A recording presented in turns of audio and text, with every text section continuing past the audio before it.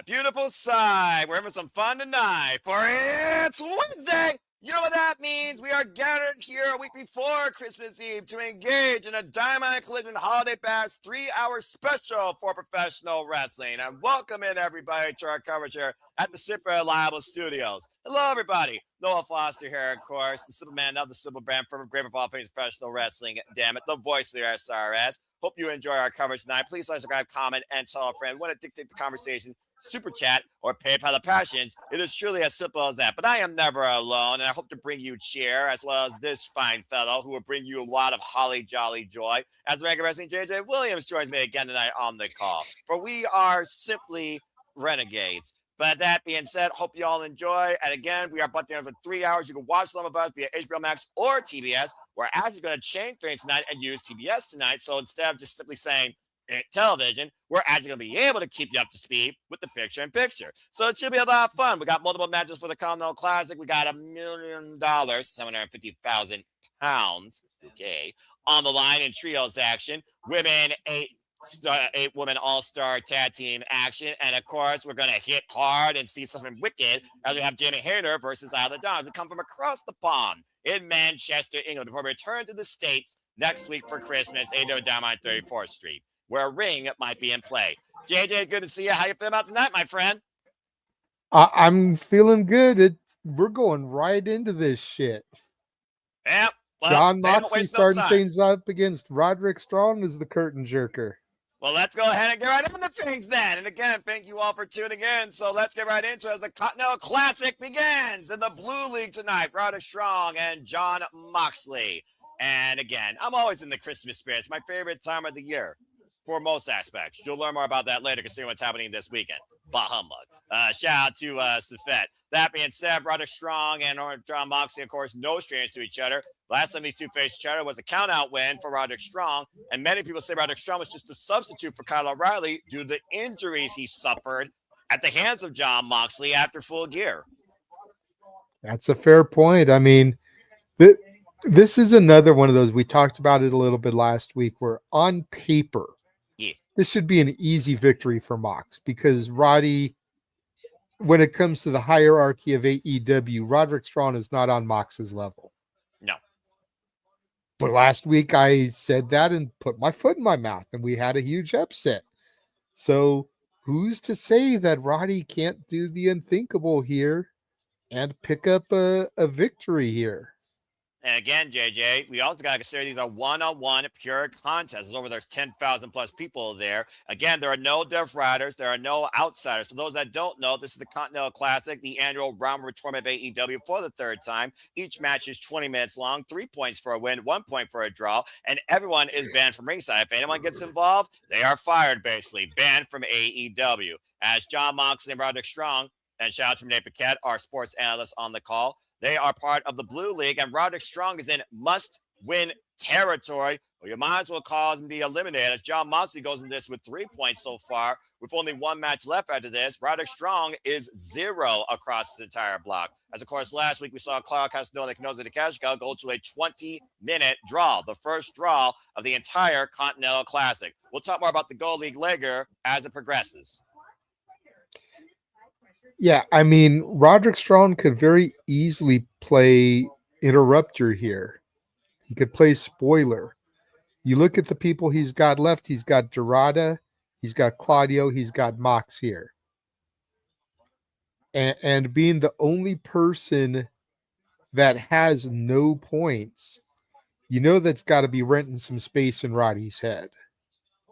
And we've also been talking about how this might be a battle of the Death Riders themselves. Again, John Moxley 3, Claudio Castagnoli leads his block with Konosuke Takeshita at 7, including a win over John Moxley. And again, JJ, it's the top 2 scorers of each block that advance to the semifinals at World's End. Top seed of the blue faces runner-up of the gold. Top seed of the gold faces runner-up of the blue. And this is not the first time we're seeing Roderick Strong and John Moxley face each other. In fact, I think it's their third one-on-one encounter. Of a palm strikes here right now. Roderick Strong fired up here. As Roderick Strong says, he's not in this for the conglomeration. He's in this for his own self. And so far, he's not been able to back up those words. Now picking the ankle of John Moxley. Again, dragon screw leg whip. Damn, that move has to suck. It does. You would know, being a former wrestler yourself. And again, folks, World's End, the final pay-per-view of the calendar year, will be covered by Super Studios. That is next Saturday, not this Saturday, next Saturday, December 27th, after the holiday season. World's End presented on HBO Max exclusively on pay-per-view. The semifinals and the finals of the World's End will be there, as well as the AEW Men's World Championship and AEW Women's World Championship. More details on that later.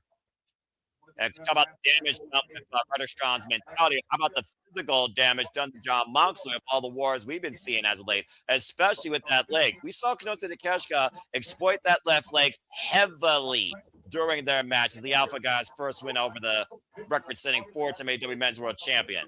And again, awkward landing. You see Roderick Strong immediately grabbing that left hamstring. I'm thinking about something here, and maybe it's just the fantasy booker in myself.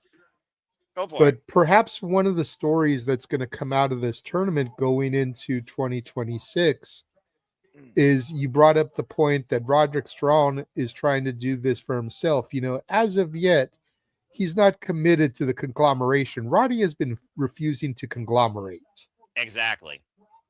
Perhaps losing this tournament, and especially if he goes across the board with zeros, maybe that'll be what it takes to kind of push him to accepting the conglomeration and fully joining them, because even though there's no seconds at ringside for this, had he had the conglomeration to discuss strategy with, review tapes with, which are all things that a performer the veteran status of Roderick Strong does, maybe he would have at least gotten AEW in this tournament. And watch John Moxley going for broke with the tope suicida, and both men might need to do that here. Both men on the outside. And of course, 10 counts are in place. Still to come tonight, 8-woman tag. Máscara Dorada versus Orange Cassidy. Island Dawn versus Jamie Hayter. Jade is very happy about that 8-woman tag. $1 million, 750,000 pounds, UK. On the line, the Elite versus the Don Callis family, represented by Hechicero, Konosuke Takeshita, and Rainmaker, Kazuchika Okada. Of course, Josh Alexander allowed the Don Callis family to get that $1 million in the first place. As, of course, this opening Continental Classic continues, a restaurant quiet picture-in-picture. For real this time, we're on TBS, but still, fuck television. And to your point, JJ, as I was also saying when it comes to the history of these two men go all the way back to 2008 when they faced each other in IWA. Roderick Strong won that night in less than 8 minutes. So there is literally 17 years worth of history with these two, outside the fact that this is literally their 5th one-on-one encounter. And John Moxley has beaten Roderick Strong every time, with the exception of that countout. That's crazy. So you figure Roddy is owed a W here at some point. Well, yeah, I mean, more decisive than a countout. It's one of those things, chasing the dragon, chasing that shadow, getting out of that shadow. Still to come tonight also, folks, we will have an AEW Men's World Championship contract signing, triple threat match. Samoa Joe, him and Adam Page, and Swerve Strickland, a rematch from last year's AEW Revolution. All three men, a whole different state of mind. Also, the Dynamite Battle Royal will be tonight. The winner will, of course, go on to face MJF next week on AEW Dynamite 34th Street. The winner of that match will get an AEW Men's World Championship match next year at Maximum Carnage. And FTR will defend the AEW Men's World Tag Team Championships against the Bang Bang Gang. Looking to put the Bang Bang Gang in the dust once and for all. Represented by Rock Hard, Juice Robinson, and Austin Gunn this time, by the way. Last time the Bang Bang Gang, of course, won was this duo. And previous to that, FTR went against Rock Hard, Juice Robinson, and Jay White to a near 60-minute classic on Collision, 2 out of 3 falls. Now John Moxley squaring up Roderick Strong's core here. And we talk about, again, John Moxley. Yes, he bleeds like paper mache, but he is multifaceted as a professional wrestler. If he has to brawl, he will. If he has to get technical, he will. If he has to get violent, well, that's just another day at the office. But this Death Rider mentality that all these killers that have joined John Moxley's mission statement, Marina Shafir, Kyle Castanoli, the Bastard Pac, who's taking on Kyle Fletcher tonight, might I add, Daniel Garcia, who recently joined the ranks, and Willow, who's been baptized in combat. Whether John Moxley was Blackpool Combat Club or this Death Rider freaking proprietary engineer, It's one of those things that this mentality has really consumed not just the Death Riders, in my opinion, but AEW for that matter, to fight even harder. And this tournament really proves that, where Jon Moxley might need to fight harder than ever. That's great point there, Noah. And Roderick Strong right now trying to fight back. Wrist control. Jon Moxley, though, grabbing the left arm, looking possibly for a Kimura. Standing Kimura, might I add. Roderick Strong, great rollover, still maintaining wrist control. Again, Roderick Strong, former AEW National Champion, beat Chris Orange Cassidy for that title last year at Revolution. Of course, lost it eventually to Ospreay, which the bruv all the best as we are back here on AEW Dynamite Collision Holiday Bash, Blue League match action in the Continental Classic. A stacked card that is ahead, so many gifts galore. Jon Moxley trying to get 6 points total on the board. Again, pleasure to be part of the conversation. Hashtag AEW Dynamite. Please subscribe, comment, tell a friend. Produce all the biggest shows, previews, specials, PLDs across every favorite professional wrestling. Shout out to AEW fam. WWE, NXT, AEW, TNA, ROH, New Japan, HOG, GCW, JCW, and so much more to come into the new calendar year. Now, modified stretch being applied here by Jon Moxley. Roderick Strong with the shoulders down and a 2 count, says referee Paul Turner. Moxley forced to break the hold. And that's the problem with submissions. You're caught in submission, your own body is at risk of being caught in a decision. Shayna Baszler knows that far too well. Big elbow. Huge knees to the gut there from Mox to Roddy. Yeah, dropping him to his knees, by the way. Again, Jon Moxley, the merit of a Death Rider, that Tolkien fighting spirit of the former IWGP World Heavyweight Champion. Now hooking Roderick Strong in position. Almost looked like he was going to go for Claudio's neuralizer there. Or a God-style pile driver, as Jon Moxley's been baptized in combat against the King of Pangrace, Minoru Suzuki. Roderick Strong able to create some separation. Now looking for something big here. Whoa, through the ropes with a drop kick. Barreling through Jon Moxley. Trying him out to come back with the flying form off the apron. Up and over goes the Death Rider. And this is Roddy's opportunity. He's got to stay on Mox here. And you forget about again what Roderick Strong's fighting for. Not just staying in this, but he's also been constantly fighting for one thing. His fallen comrade, Adam Cole, baby. But now he's fighting for 2 fallen friends in the Paragon. And Adam Cole and Kyle O'Reilly. Hooking up Jon Moxley with a big Olympic slam. And how much does that drive Roderick Strong, despite the fact he says he's in this for himself? Like you said, he is definitely not one with the conglomeration. But we did see Roderick Strong and Orange Cassidy somehow work together to get a win last night at AEW Dark. Strong comes out with the forearm. And big, just face first goes Jon Moxley, cover, hook on the far leg, and a 2 count. Of course, you see at the bottom of your screen the events to come. AEW Dynamite on 34th Street, Christmas Collision, World's End, and we usher in the new year on New Year's Eve with a New Year's Smash, courtesy of Dynamite. One of 2 watch-alongs we'll be doing on New Year's Eve ahead of our annual New Year's Eve stream. As always. Of course, New Year's Eve stream will be giving out the Simply Reliable Studios Awards. First ever awards. 2 categories remain. Go to SR Studios 2024 and cast your votes now. Exactly. There goes Roderick Strong's been at war with these Death Riders since September this year. Last time Jon Moxley and Roderick Strong had a one-on-one match prior to that Blood and Guts advantage, it was back in September. Jon Moxley won that night. And again, I think Roderick Strong's emotions getting the better of him, JJ. Looking for something very risky. Jon Moxley getting the advantage with the rig, trying to hoist Roderick Strong up for a devastating tombstone pile driver on those steel steps. Unable to get the footing. Now Roderick Strong hoisting up Jon Moxley. Fisherman hooked the leg and, oh, man! Drops Moxley on the steel steps with a backbreaker. Jesus. The Messiah of the Backbreaker can make your back break across any part of his body or any part of the ring environment. Take a look at the replay here, JJ. No give on those steps. I don't want to look at it again, Noah. It hurt my back the first time to see it. Yeah, I think that corner right there down the middle of those steps might have concave a tiny bit on Jon Moxley's spine. And a double count-out would mean both men would get 1 point. But still, Roderick Strong can afford anything less but a W here to avoid elimination. He has to win, or you might as well call him eliminated. Oh! And Moxley gets caught with the instant Guri.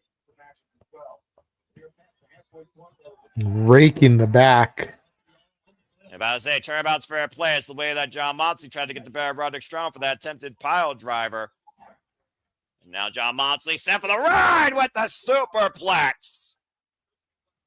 And the high elevated impact on John Moxley's back from that move is going to help Mash. Drapes the arm over. Here's the cover to get on the board. And John Moxley gets the left shoulder up. I think that comes down to the fact that John Moxley literally had Roderick Strong's arm draped over his core, JJ. There was no body weight pressure on the cover. You saw the way John Moxley surged off that kick out. Building chants by the Manchester crowd. UK, probably the most passionate fan base in professional wrestling history, next to Japan, the most disciplined. Congrats, by the way, to Saya Kamatani, first woman to ever win Tokyo Pro Sports MVP of the year. And Moxley and Roderick Strong exchanging heavy bombs here. Vicious elbows.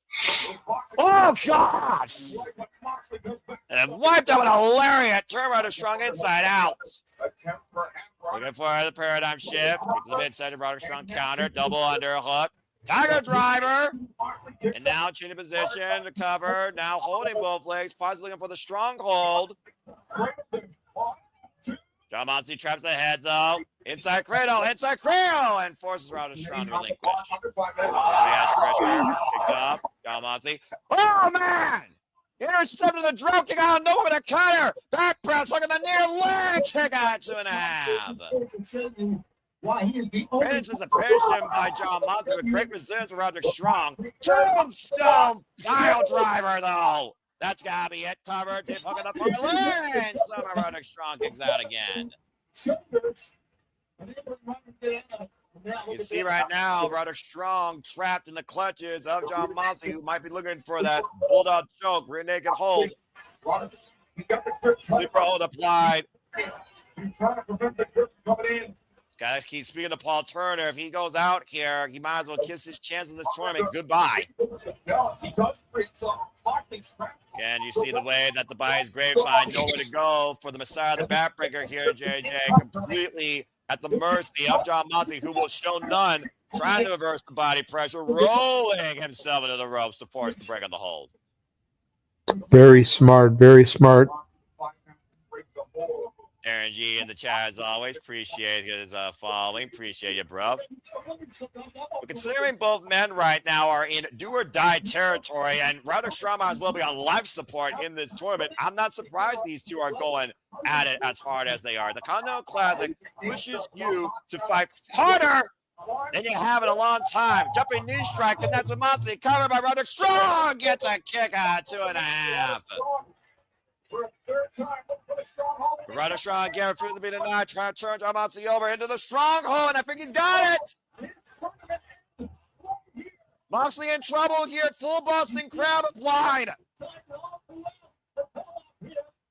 You see right now the fans sitting at ringside here saying tap. We've seen John Moxley already tap out 3 times to the fine artist Kyle O'Reilly. So to speak. Able to turn him over, and John Moxley trying to fight back using his free boot to kick Roderick Strong up and out to the ring side area. Moxley, of course, still favoring that ankle. Roderick Strong going back on the attack. And back in cover! Sudden DDT, paradigm shift, but John Moxley unable to go for the cover. He might have jammed his knee when he dropped with it. Look the way he's clutching it. Yeah, about to say, all the damage done in that stronghold prior to that now goes in the cover. Here's a hook in the near leg, both legs. Oh, damn, Roderick Strong keeps alive. It's like, even if Mox survives and wins this, that's a big-ass target on that kneecap now. That leg, again, has been heavily damaged. We talk about, again, JJ, when it comes to round-robin tournament, it is a marathon, not a sprint. Looking for the damn rider!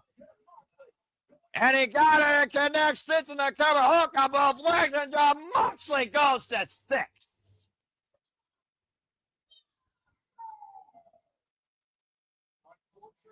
Death Rider keeps running beyond Father Time, JJ, but how much longer, considering how much damage he may have suffered at the hands of the Messiah of the Backbreaker? One of those things, a Pyrrhic win, as Jon Moxley keeps himself very much alive still in the Continental Classic. Let's take a look at the updated brackets, folks. Jon Moxley joins the field of 6, the only one in the Blue League at that score rate with 1 match left. Claudio and Konosuke both tied at 7. Claudio with 1 match left. Roderick Strong remains at 0. If he's going to get into second place, he's going to need a hell of a lot of help. No way for him now to take first, even if he tried his hardest. The only highest score now he can get is 6. He can only hope that Jon Moxley ends his run with 0. And maybe there could be a sudden tiebreaker scenario amongst the rest of the competitors. Well, no, because Claudio and Konosuke still are at 7 a pop with matches in hand. So yeah, that's true. So I think it's safe to say that we know that Roderick Strong's days are eliminated here. Well, still a great opening contest, and still to come on a stacked night of AEW Collision Dynamite Holiday Bash. We still have a men's World Championship contract signing as Swerve Strickland, Samoa Joe, and him and Page will put pen to paper later now. So go backstage to Eddie Kingston. Win or you learn, or lose. I learned from that. Joe, you lost a chin. I learned. Everyone else, Joe. No, I really feel bad about this. Everyone else has to face now. I never quit. You gotta see what I'm doing. I never stop. I never quit. I have nothing else in my life but this. Accurate. My everything, my heart, my soul. You got lost about me? Nah. I learn, I move forward. See y'all again. Maybe Collision. See if everyone steps up and see if they want to fight. Yeah, Eddie King's the man. Eddie King's the man, just takes it to you right damn straight. Real talk. Jesus Christ. After a great match, we get this. That sucks the air literally out of the building. Eddie Kingston. They're popular here in Manchester. Apparently, Don Callis is very popular here in Manchester, JJ. Go figure. Not. Tuna pizza. That sounds disgusting. Oh, God. Please tell me he's not doing the introductions to his family. Yes, he is.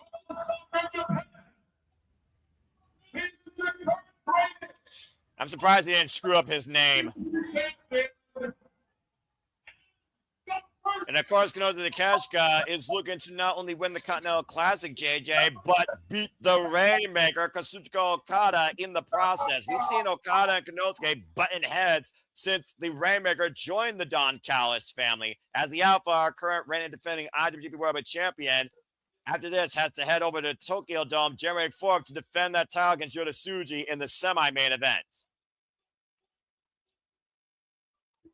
Oh, here we go. The man that can't speak Spanish. That is bulls.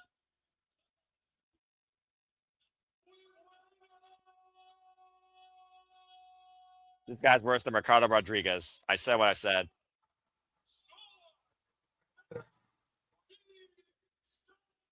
Does this bald-headed idiot know your soy mean I am not my name or his name? Orale. Anyway, the match signs with Lucha Libre, the Alchemist himself, Hechicero, who of course had 2 incredible matches earlier this year against Bandito and came very close at Ring of Honor Final Battle, seasoned the Ring of Honor World Championship as the most wanted, remained alive, almost left for dead, and with one arm beating Hechicero in Survival of the Fittest. Now,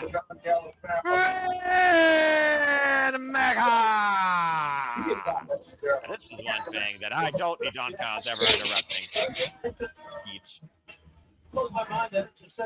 Reigning and defending Continental Classic, Continental AEW Unified Champion, and pound for pound, the best tournament wrestler this modern era with 5 round tournament wins. Looking for 2 consecutive Continental Classics to surpass Mr. August, Masahiro Chono, the Rainmaker with only 1 singles loss this year, Kazuchika Okada.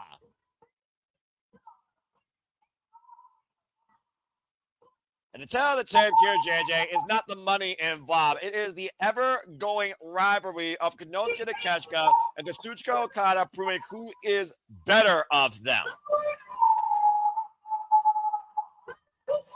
So, of course, both men are in opposite blocks, and Kyle Fletcher already with a win over the reigning and defending Continental Classic champion. In fact, Kyle Fletcher handed Kazuchika Okada his only singles loss this year. It's going to be a hell of a unique trios match where the story will be can Konosuke and Okada coexist. You're wondering why JJ went silent, folks. There's a deeper story here that's going to require a $25 super chat for those that don't know to hear. As we welcome the elite back together in trios action in the ring. With Kenny Bargado Omega in Manchester, England. Gotta be honest, I never thought I'd see this trio again wrestling together. Now time heals all wounds. Carry on.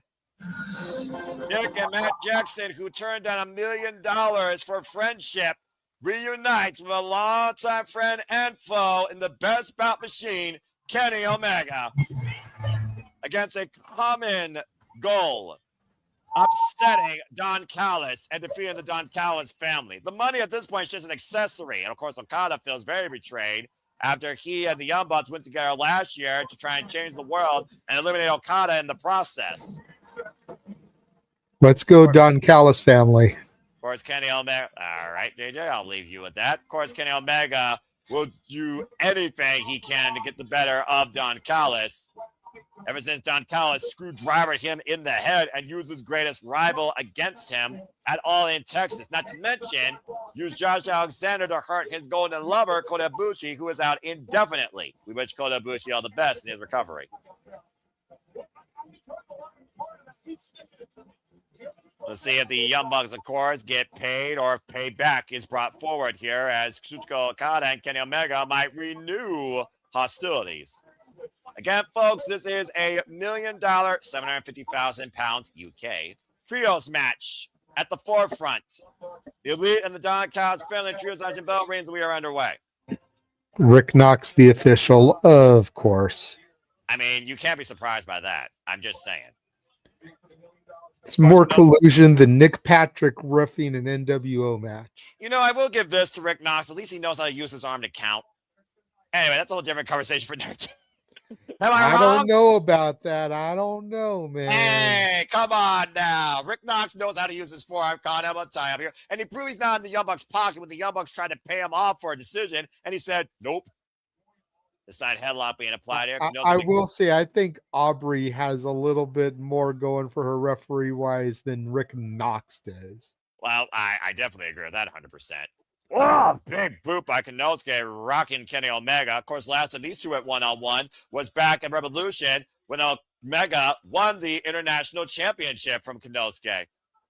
Great scouting and arm drag takeover by the cleaner. Then saying, you still got it. And tag made now to, I believe that is Matt Jackson with a big axe handle. Again, folks, this is Holiday Bash Week. Stay tuned, of course. We have Collision at 10 p.m. following World's End. Countdown immediately following Collision. And then we'll have a special Holiday Bash Collision going coast to coast Saturday. Whether or not it's an encore or a whole nother hour, I have no idea. Stay tuned for further details. I'm pretty sure it's just going to be an encore at this point. Yeah, I mean, it makes sense. But then again, Collision only 1 hour tonight. So I don't know, JJ. I'm going to be intrigued to say the least. Tag. Can someone please disable Don Callis? Big accent out there, trying to complain about the freaking 2 men at the same time. Have you not seen your family of oddities? And here he has literally his top 3 right now. Oh, in trios action, as Konosuke got triple teamed by the Elite. I still can't believe I'm saying the Elite again. Been a long time since I've said that word in a good context. Backbreaker over the knee. And the fans saying beat the Elite. Springboard double stomp by Nick Jackson. I was in a space earlier today, and some people said that they wanted to see the Elite come out to carry on Wayward Son. And I'm like, nope. Well, JJ, look at it this way. There'll be peace when this match is done as we go to restaurant quiet picture-in-picture. Fuck television. I actually recently heard that song on the radio. I'm behind you quite a bit because I tried to pause to catch up with you, and it just threw everything out of whack. I should have just left it alone. Just let me know what you're seeing here. Right now I'm seeing Hechicero. I just went to commercial, so okay. I'll let you know when I come back from commercial. Okay, sounds good. And, of course, right now, Hechicero, who's been pretty much the CMLL ace in the hole of the Don Callis family. Big scoop slam there by the Mad Alchemist. Modified dragon screw leg whip or ankle twist. Still to come tonight, 8-woman tag action. Mercedes Moné's team of naughty enforcers she's paid. Athena, Marina, Shafir, and Megan Bain taking on a team of nice and happiness in Harley, Campbell, and Nightingale, the Bears of Wrath. And the time is love bombs. Time is toys for Mina, Shirakawa, and JJ cannot wait for that match as his side speaks values. Also to come tonight, the Diamond Battle Royal. Where I'm down with 7 out of 8, Noah. Like that's pretty good odds there. Fair enough. Fair enough, JJ. Diamond Battle Royal still to come tonight. The gift of one step closer to an AEW Men's World Championship opportunity awaits, and you will take on MJF next week, 1-on-1 for the Diamond Ring. And FTR defends the AEW Men's World Tag Team Championships against the Bang Bang Gang tonight. Of course, Austin Gunn and Rock Juice Robinson, the last tag team to beat FTR in tag team action. Proud FTR winning the gold at Full Gear against Brodito. And the Kono Classic will still continue tonight. Máscara Dorada goes 1-on-1 with freshly squeezed Orange Cassidy. And the Proto Star Kyle Fletcher goes 1-on-1 against the Bastard Pack. And we also have Jamie Hayter versus Adonis. Jamie Hayter prepares to take on Stat Daddy Chris Statlander at World's End for the AEW Women's World Championship. And so much more tonight on AEW Dynamite Collision Holiday Bash.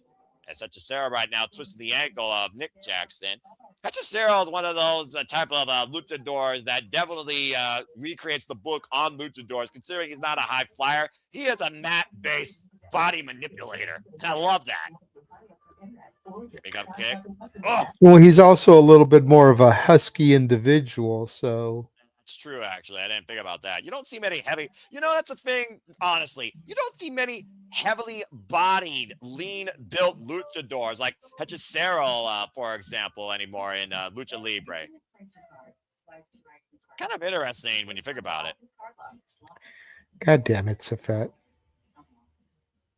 You're the one that's usually on that same wavelength as him. Just let me know when you're back, bro, and focus. You're fine. Also, Safet, you freaking idiot. Just came back. And welcome back here, folks, to AEW Dynamite Holiday Bash. $1 million, 750,000 pounds UK is on the line here. Trios action, the Elite. Tag made a Kenny Omega, by God! Against Hechicero. There's a one-on-one match I wouldn't mind seeing. Big Axano. Shout out to our boy Nick Ferrantes in the chat there. Yeah, one half of the Canadian Connection with. What's your dinner order tonight, Nick? Yeah, I know that obviously. Oh, it's Spotted Dick. We are in the UK. I don't think fish and chips. Yeah, fish and chips is a classic dish. I don't know what else they have there. Shout out to my friend Amara Jade who can tell me that, who recently had a match against Nina Samuels on Spinebuster TV. Nina Samuels will be involved in Ring of Honor Global Wars from the UK, and we'll be covering that here, folks, tomorrow night. Stay tuned. Kazuchika Okada right now with Kenny Omega. Again, Kazuchika Okada has been so full of himself, fueled by Don Callis family, and Okada calling for Hechicero. Konosuke, though, going for the double team, and Okada doesn't want none of it. JJ, this is what I talked about before. These two. Okay. Nice teamwork there from Konosuke and Hechicero. Yeah, but he shoved Okada completely out the way. Is that what the stairs all about? Good work or you bitch? Come on, JJ. Call it when you see it. I'm calling it. I'm calling it. And right now, I'm Team Takeshita over Team Okada. Like, aside from the whole coin drop music, Rainmaker, I'm Team Takeshita 100%. Why do you say that in this case when it comes to maybe Don Callis seeing the better quality human being, but the better maybe professional wrestler? Why are you Team Konosuke in this scenario? Because I don't feel like Okada needed Callis. That I do agree. Okada should have been able to stand on his own 2 feet. If he's as glorious as you and everybody else make him out to be, he doesn't need Callis. Takeshita needed Callis to get to that next level, at least here in the States. Well, I can kind of And understand. Takeshita has benefited immensely by having the Don Callis rub as a manager. Whether you guys like him or you dislike him, Konosuke has benefited greatly from having Don Callis. Okada hasn't.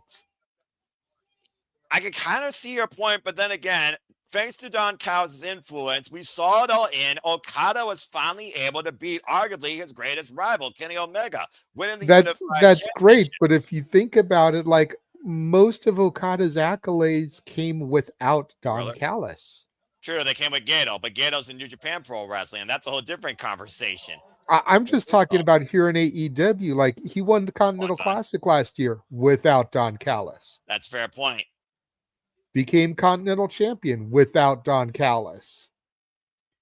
Like, most of his accolades just here in AEW have been without Don Callis. Well, at the end of the day, he just bought into what Don Callis was selling him, which was revenge against Kenny Omega. And I guess that's priceless. If you think you can't do it on your own, you invest in whatever you think can help you. And unfortunately, that just seems to be the case. And Okada's been all in, pun intended, on the Don Callis family. Now, whether or not Don Callis sees him as his golden goose or Okada's going to force that issue, I think that remains to be seen, not only in this trios match, but in the conclusion of the Watch the Don Callis family on the outside.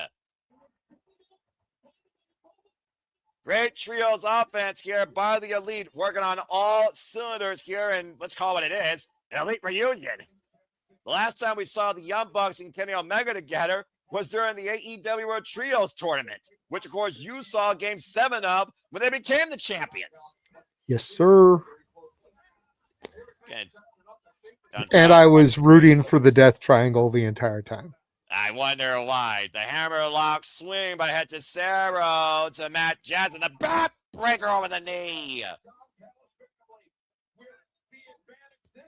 Don Callis family with the advantage. Once again, is $1 million going to go to the Elite or stay in the Don Callis family's bankroll? Stay tuned as this match continues in full commercial break now on TBS. Fuck television.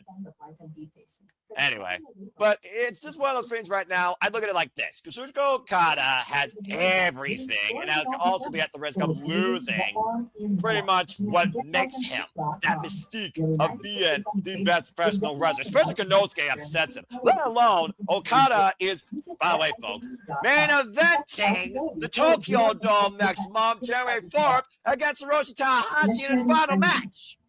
See, maybe it's just me, Go for it. but I feel like Okada has become a one-trick pony. Ooh. He's beach. Beach. Like, seriously, there is nothing about this Okada since becoming All Elite that seems special to me.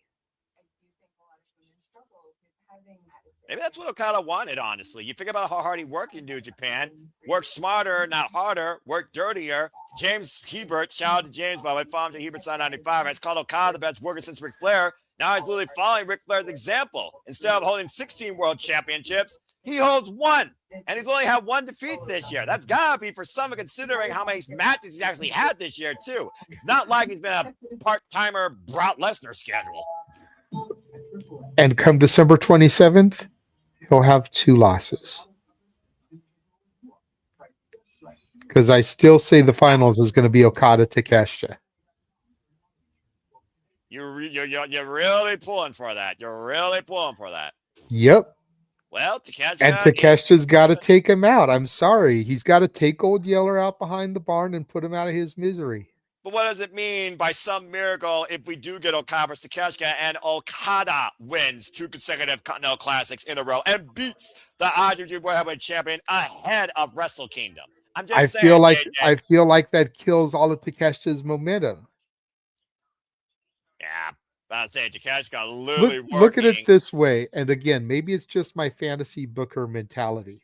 Go for it. You have the IWGP champion lose. Granted, non-title, but you have him lose Beach 7 days ahead of defending the title at the Tokyo Dome. Yes. Whereas if Okada loses, and we all know it's Tanahashi's final match, what if Tanahashi beats Okada? Okada's coming off of that L. Yeah. You know what I mean? That's so either fair. Okada retires Tanahashi, gets the W, and that starts a little redemption arc in 2026, or Tanahashi beats Okada. There's a lot cause and effect here with World's End ahead of literally the following week in the Tokyo Dome. You got a lot of good points there, JJ. Bottom line, though, this match right here could affect both Okada and Konosuke's mentality if either man are caught in the fall. Screw losing $1 million. Imagine being pinned by one of the members of the Elites.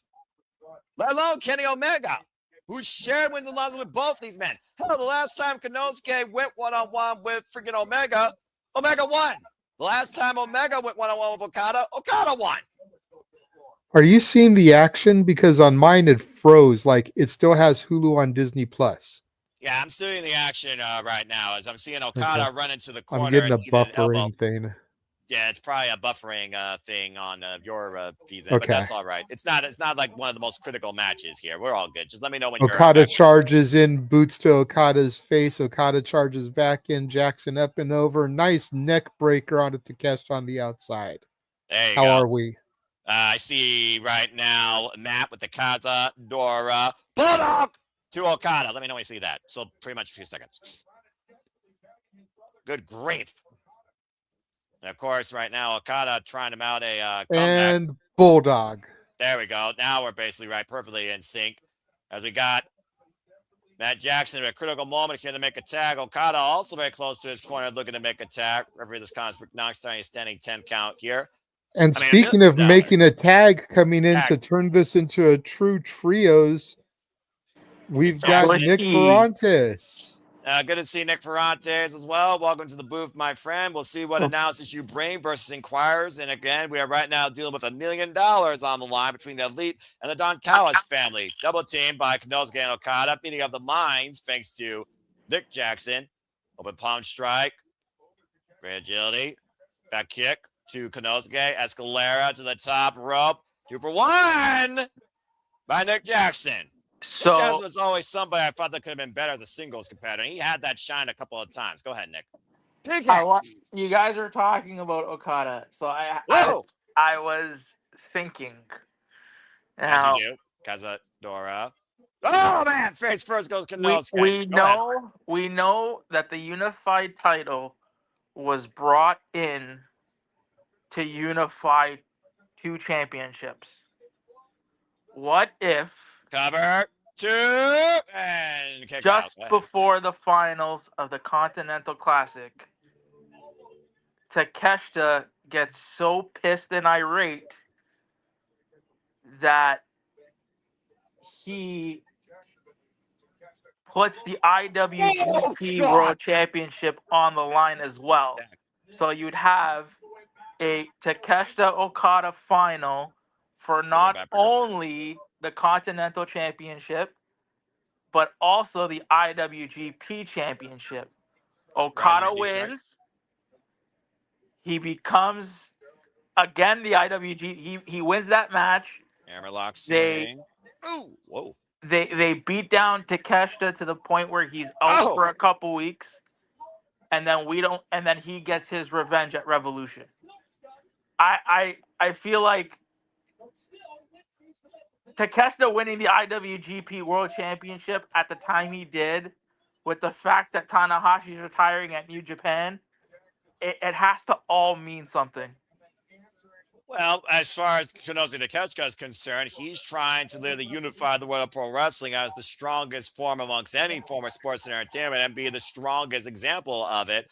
while in the meantime, Hiroshi Tanahashi's retiring, and now we got Kenny Omega being called out by Kazuchika Okada to renew this rivalry. I can definitely see your point on multiple facets why Yota Tsuji is trying to restore the IWGP Heavyweight Championship to its former glory. And Konosuke is like, how can we move forward in the future if all you want to do is bring back the past and the present? But again, thinking about also the fact that Konosuke Takeshita is a reigning and defending IWGP Heavyweight Champion in the Continental Classic. Anyone that gets a win over him, I would think would be in a bid for a match against him. And if his pride does get the better of him, then I can definitely see him defending it if he makes it, of course, the World's End in a semifinals match.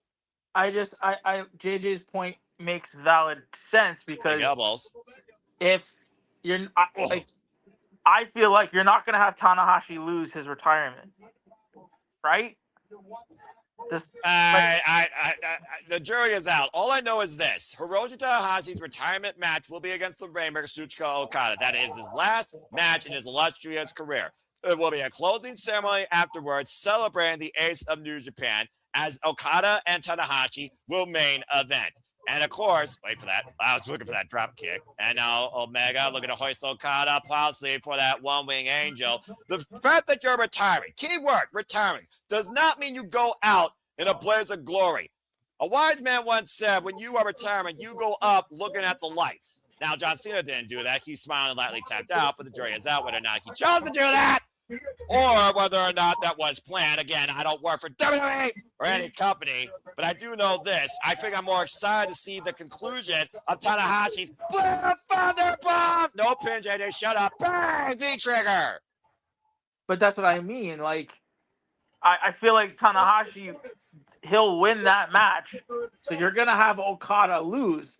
I can't see Okada losing the Continental Championship and that retirement match, right, JJ? I don't think Tanahashi's going to win. I think he's going to lose. See what I mean? You know, because to Noah's point, traditionally you go out on your back looking at the lights. The only person I can think of that won was Steen. Exactly, and he retires the champion.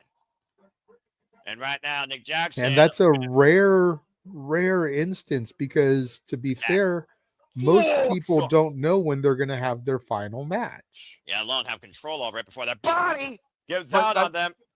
Isn't that all the more reason for Tanahashi to win his match? No. Waist lock, standing waist lock applies, standing waist lock exchange here. Nick and Matt up and over. Nice! Combination. Because the Japanese are even more sticklers about tradition than the Americans are. Damn fucking right they are. Oh, good scouting by the Bucks. Catching Okada with double thrust kick. So then if it goes down like that, then do you have... So then that means... Okada beating Tanahashi is the beginning of the rebuild after losing the Continental Championship. And Okada with the drop kick interception on the Meltzer driver. But I don't know. I also look at the fact that Revolution is our first pay-per-view. I mean, you want to make a statement that first pay-per-view. So why not have Okada go over Takeshita go over. A cover too, and Omega saves it. Continue. Takeshita go over Okada at Revolution. No, I don't know. It's a lot of food for thought with far advanced booking that necessarily need to think about right now, considering Revolution isn't until March, and we have January to get to first, but that comes after the Continental Classic. You're basically looking at domino, and the first domino hasn't even been set up yet. As right now, we're wondering what the hell's about to happen here.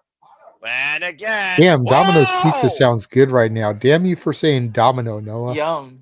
About to say, that was not good, though. Okada looked like he was about to take the head off Konosuke with the Rainmaker. Again.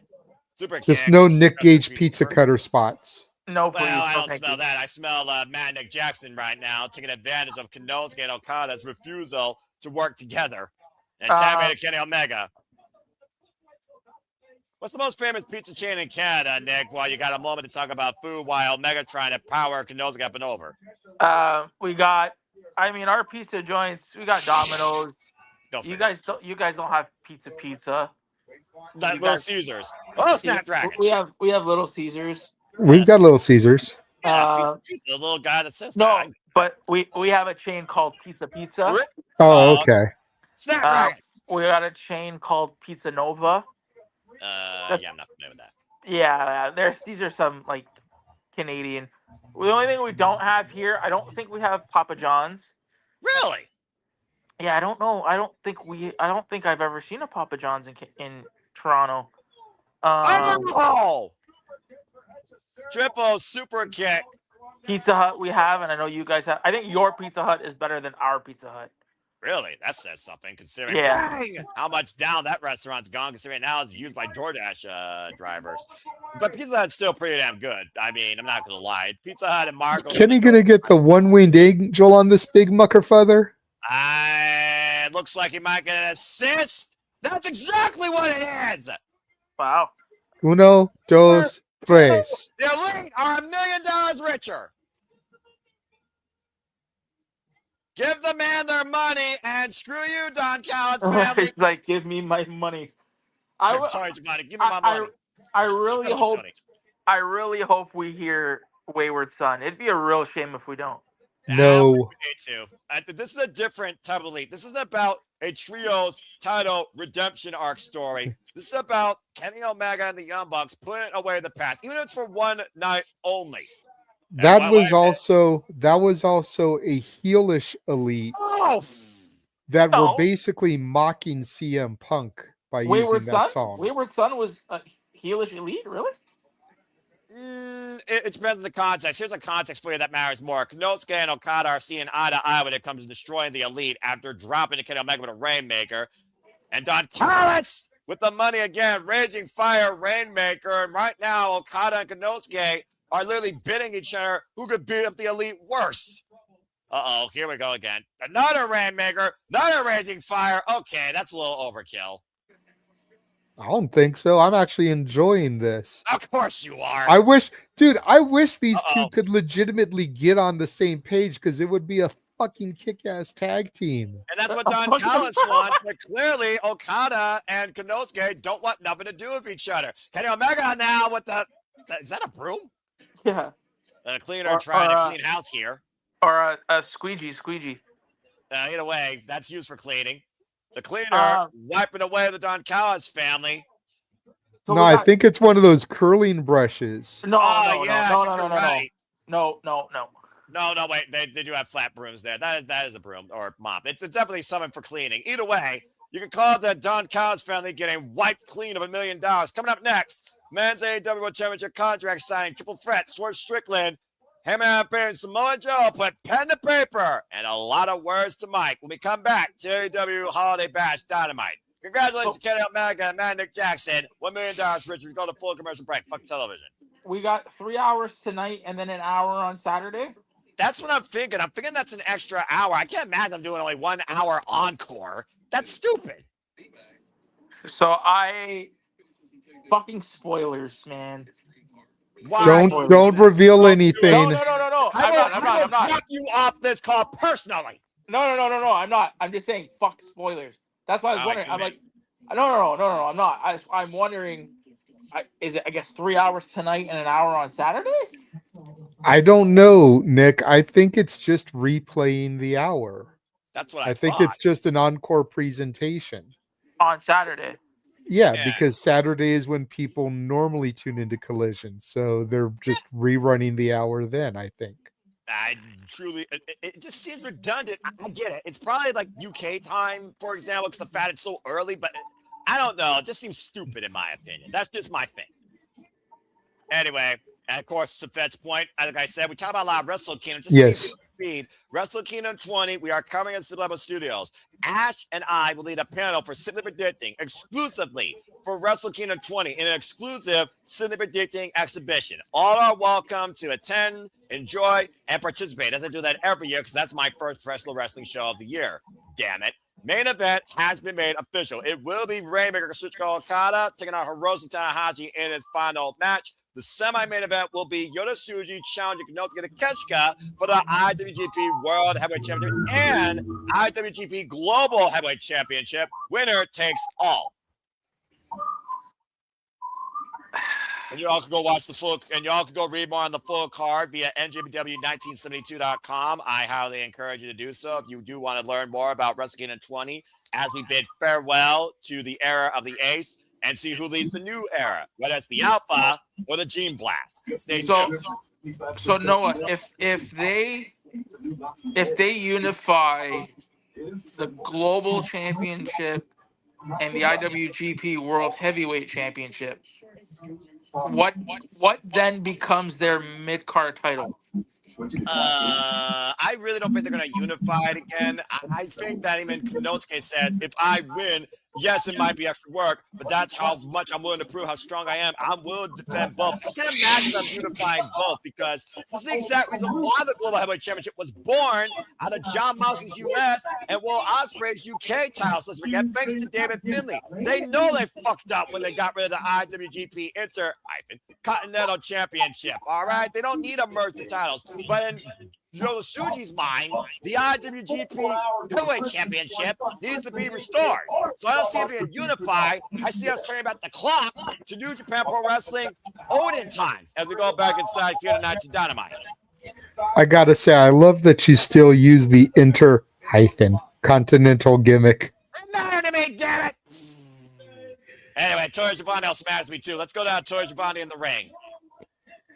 Yes, I am going to bounce out for just a moment, use the facilities while we just use this useless contract signing segment, which we know will bump Aaron Rift's grade for this down a half a star. So Aaron Rift needs to really learn to line up on his rubric when it comes to wrestling grading, because seriously, he can't catch a break. Between pull-apart brawls and contract signings, I'm just saying, it seems like we have one of those every week on some show or another. You're not wrong, though, to be fair. Anyway, as we get ready for this rematch from last year's Revolution, Hangman Page said that he will be keeping an eye out for who holds the gold into World's End, and will be going back after the AEW Men's World Championship that, of course, was unscounded from him thanks to Hook's plan by the Ops. I like how we're not getting the traditional black table, black cloth, Yeah. They're all just going to stand around and sign it. Well, let's be honest here, Nick. These men don't have to kill each other tonight. They can kill each other at World's End. But tonight, This will be the only time I'm sure we're going to hear them share words, and those words might be final before we put pen to paper. Oh, yes, Nana. Give me a new dance. Give me a new dance. Yeah, you're going to get it. Cruz House is it. See, everybody shat on this song. I actually thought it's sick. I think it's sick. Fucking hell, it's a Wu-Tang Clan collab. You fucking kidding me? Shoot. I just kind of wish that Nana did it. Like, I like how he added like the this. Yeah, the freaking pump it into full gear or something like that. I don't know what the fuck you call that. But I don't know where he just did it. I don't like how. Listen, the track is not swerving when I drive, so I kind of wish he changed. Like, I wish he changed it. Yeah, the lyrical melody of it. I get you. Well, either way, Swerve Strickland's definitely changed his outlook when it comes to still being the most dangerous man. That's consistent. But as far as Swerve's vision, Swerve looks to get back at rebuilding his dynasty, where he dethroned Samoa Joe to win his first and only AEW Men's World Championship. And of course, the UK has not been very friendly to Swerve Strickland. Last time we were here, he lost that title to Bryan Danielson literally last year. Yep. This should be interesting. Here's the thing also about this, Nick. Last time Swerve and Heyman shared a ring, they were bickering nonstop with each other about neither man deserves to hold the titles. Heyman was hell-bent on having Swerve never hold the championship again. Both men chained by circumstance now, putting the past behind them with a burning house and 2 years that they'll never get back. Now both men are on the same page regarding one thing, taking the title from Samoa Joe. As Samoa Joe not only is AEW Men's World Champion, he is also still 1/3 of the Trios champions. Check. You're a robot, JJ. Robot.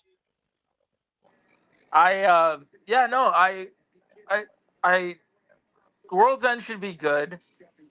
I want to get your take. I mean, I know that it's 2026. It is what it's a new year. I am kind of low key. I'm kind of jealous because the West Coast in Canada get AEW this year, and us here at the East Coast don't. We got Revolution in LA, and then we have Dynasty in Vancouver. Yeah, I saw that, by the way. First time they'll be going, of course, to Vancouver. JJ, go ahead and try and speak again, brother. Check. Robot.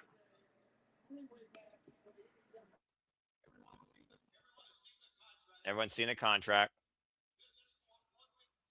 1 week from Saturday.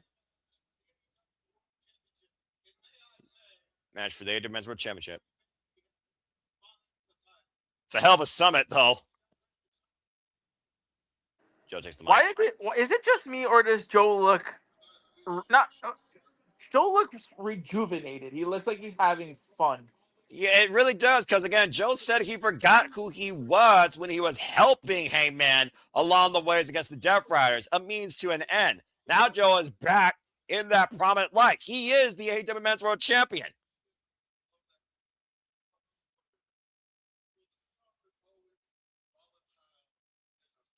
Song's always volatile and unpredictable. I just want to make sure everyone was safe.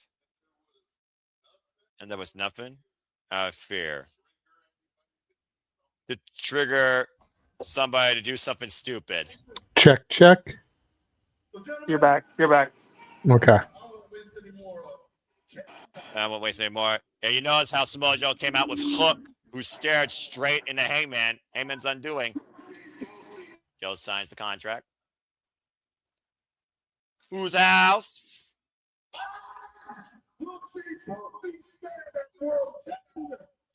And we're supposed to be words in. Joe's the only person, when he yells, he's the smartest, most dangerous man in the room, not the stupidest. Gentlemen, I just hope you both make it there in one piece. Uh-oh. Swerve the mic. Came back to AEW for the World Championship full gear.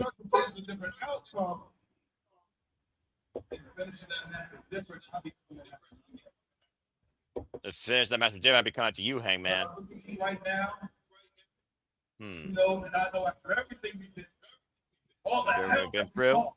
The hell did we cause you? Damn right, fucking hell. Some weird way. I respect you in some weird way. Respect found in combat. There's no mutual respect. There's mutual hatred for you, Joe. Personal hatred for you, Joe. Me and you had a contract signed for that championship. You put me down. Bad. The last time we had a contract signed, you put me down for a table. I remember that. The pool of its own blood. I love this shit. And how did I get you back for that? I took your championship away. That's right. Last year at Dynasty. So now I'm going to go for the rest of your front, me. I'm still going to say it. Fuck AEW for going to the West Coast next year. I'm just waiting for AEW to come back to Toledo, so I have something to put my money into. But it is what it is. Cleveland, get a pay-per-view already. You get pay-per-view level Dynamite. Why can't we get an actual pay-per-view in my state? Ash can take a TV taping, but I wish Dynasty was in Toronto. Well, what are you gonna do? Oh boy. I mean no offense by this, Noah, but get a championship sports team, and maybe you'll get a pay-per-view. Well, too bad the Cleveland Browns suck. As someone who doesn't give a fuck about football. I know you don't. Professional wrestling. And the last time the Indians won a championship, it was a movie called Major League. They're not the Indians anymore, okay? They're the Guardians. Norris House. Damn. Swear with some real talk. And that's why they suck even worse now. You can learn more about that and Statboy Sports Bar, where he covers Monday Night Football on a weekly basis here at Suburb Studios. Tune in, folks. And the last time the Cavaliers won anything, LeBron was playing for them. Anyway, now I think the Cavs are pretty good this year, so we'll see. But they still haven't won a championship this year. It's still have to wait and get to the playoffs. But the last time they won, LeBron played for them. True. Heyman reminding Mansfield was so pissed that there was no Cleveland Cena shirt. I said if there was a Cleveland Cena shirt, it would just be a picture of a porta potty. Yeah. Accurate. Congrats. Hey, listen, I know this is an AEW stream. Congrats to Thea Hill. That Thank girl. you. Thank you, Nick. I mean, they're going to take that championship off of her as fast as you can say onomatopoeia, but good for her. Hey, that not necessarily. Not necessarily. And maybe if we have a little downtime during karaoke, we'll discuss it. But right now, we've got this going on. Oh boy. Hangman is, before they figured it out. Hangman is so good in the chase. He really is. Like, he's a good champion, but I think the chase with him it's better. It's more invested. Let's be honest here. It's more invested. Yeah. He's Mick Foley. Mick Foley was never the greatest world champion, but you always invested in him chasing against The Rock, Triple H. I will say this, Heyman's second run was far better than his first and far more compelling and testing, especially against young brand performers like Lee Johnson and Kyle Fletcher. Those matches were bangers. You failed against me. So instead of accepting your defeat, you turn to Shibata and Hobbs and you turn to Hook. That's true. Heyman beat Joe at Wrestle Dream, but the plan was put into play. And you might stand here with the world championship just, but it is all that you have. Because you have. Yo, you are worse than the Death Riders on their worst day. I don't know to go that far. I can hear somebody's TV. Probably mine. Give him no self-respect left. You lack some dignity. Ooh.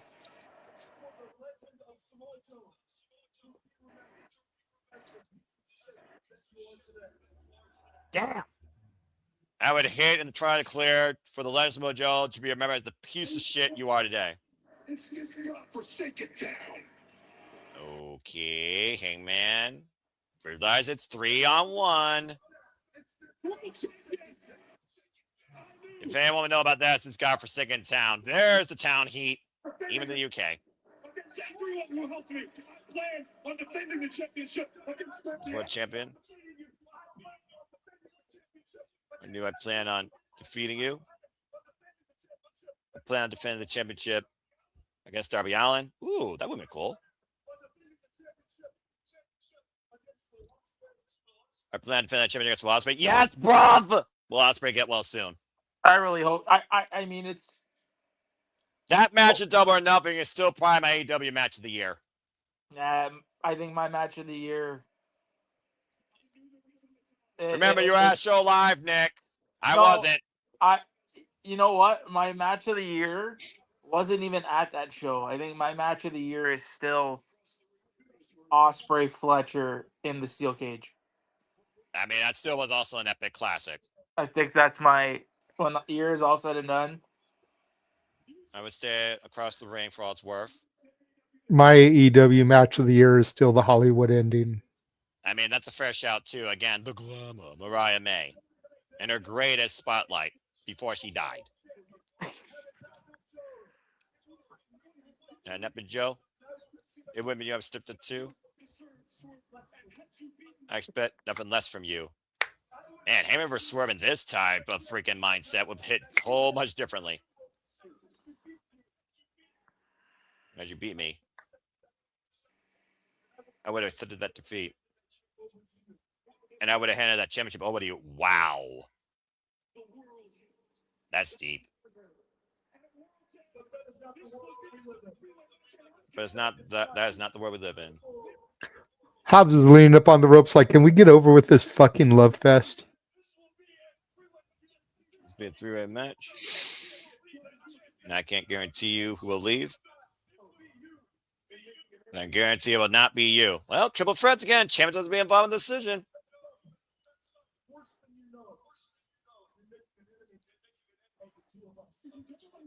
You've messed up worse than you know, make an enemy of the two of us. I did call Swerve and Heyman the most lethal duo in AEW. And And I very well might be right. Considering a triple threat, there's no disqualification.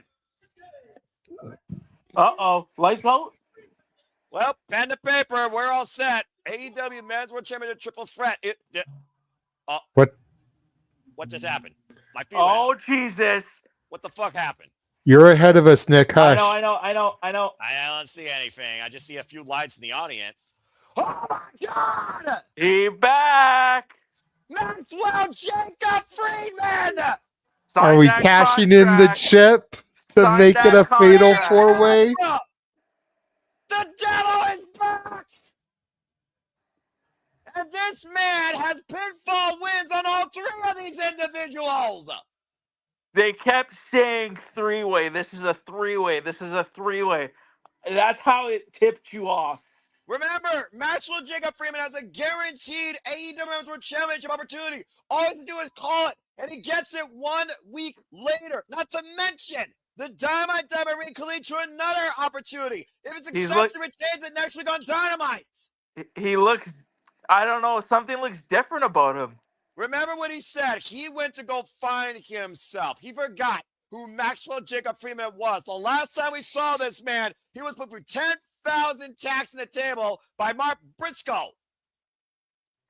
And Samoa Joe last year, 2 years ago, what's MJF's son doing? Bruv, heel or not, they've got however many people are in this arena chanting MJF. We'll hold that thought, JJ, because MJF has pen to paper. He's done it. No way. He's done it. What? Wait, what? Hold the phone. What? Ladies and gentlemen, MJF, I just cashed in. Guarantee world title shot. He wanted to got all in, and now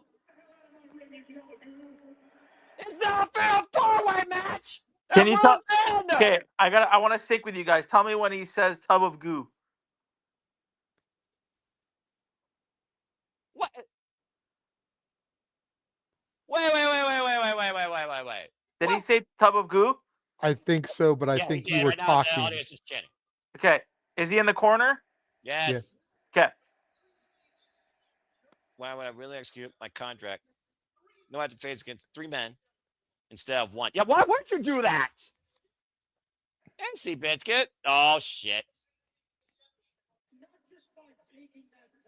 Since the Sunshine Company called me a coward, my time of getting myself together, as I said. And why I'm actually a star, damn. I was festering over this, and then I realized maybe you were right. Ooh. I'm going to take every sugar in the book to get what I want. But that wouldn't cut you deep now, would it? So, I need to hurt you, cowboy. The bad way to do it, not just taking from that title off from you, but by beating you and 2 of your biggest rivals all in one fell swoop. That way you and your fans have absolutely 0 excuses. Wow. Been a while since Rip saying shut your mouth again. MJF was literally undone by Samoa Joe. At World's End. 2 years ago at World's End. What's going on, Joe? You mad?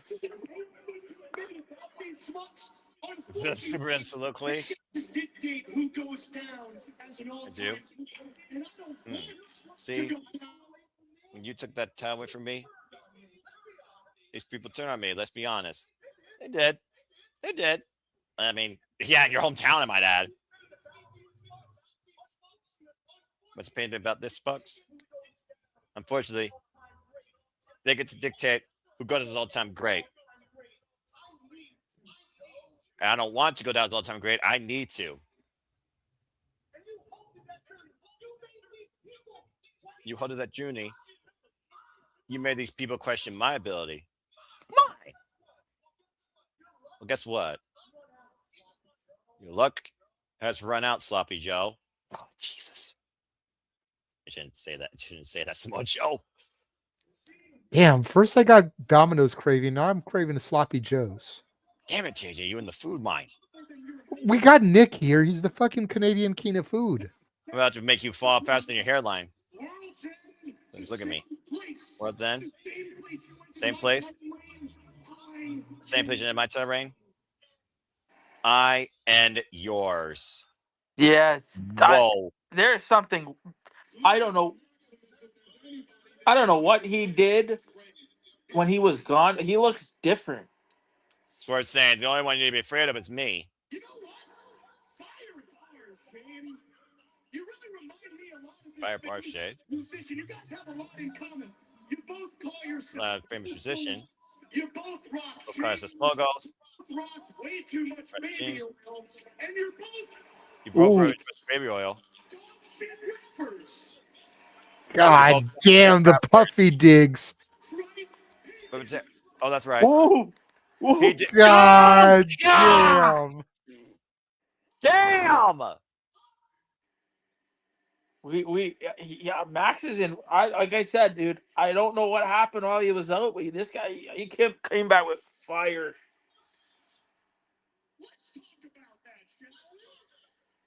Let's talk about that, shall we? The house.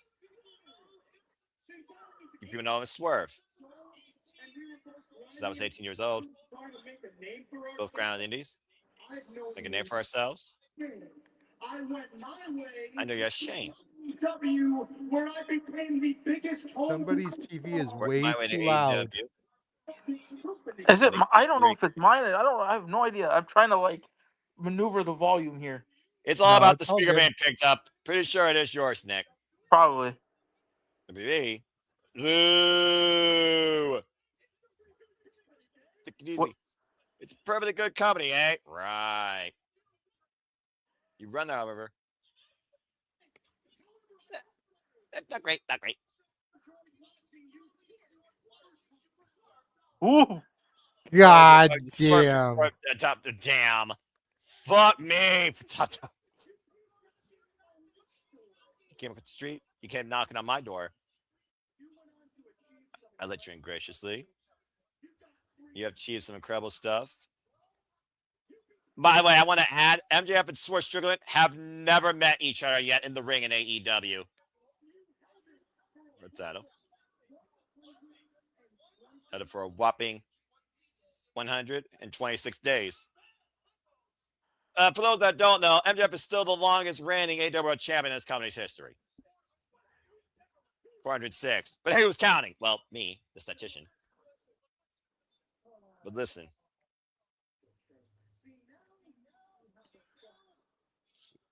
Now we have a problem. Because you're in my way. You're buying the hand that feeds you. You're Swerve stomping around. Oh, Jesus. Like you own the damn place. So now this is your house. This is my house. The rent is due. And the devil's come to collect. That is set to money line. Michael Corleone. Because I'm about to handle all my family business.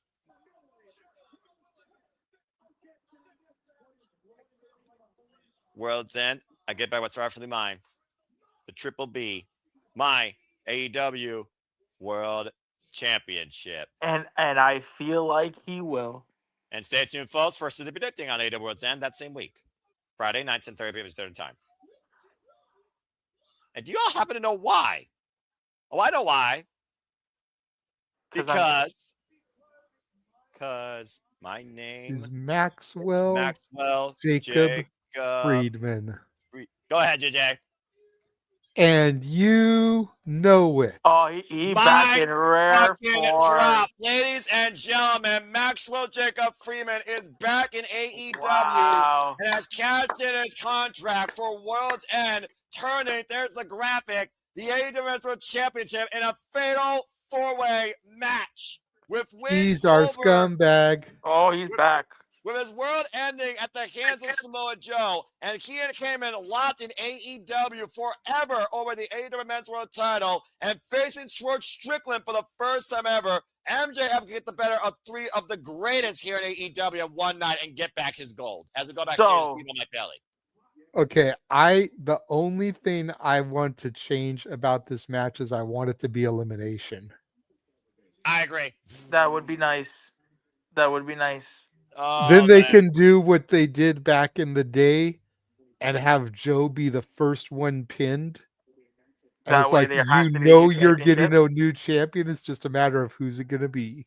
Well, I mean, to be fair, JJ, that still could happen. We do have 1 week, but I think pen to paper, we're going to get a fatal 4-way. And now Samoa Joe has even less chances to hold on to the AEW Men's World Championship. As now we know next week at Collision, it will be Kazuchika Okada versus Kevin Knight and Speed on My Fairly versus Jungle Jack Perry. Those matches are supposed to take place this Saturday, told you, on AEW Collision Holiday Bash. We go back inside the ring for continued Continental Classic action.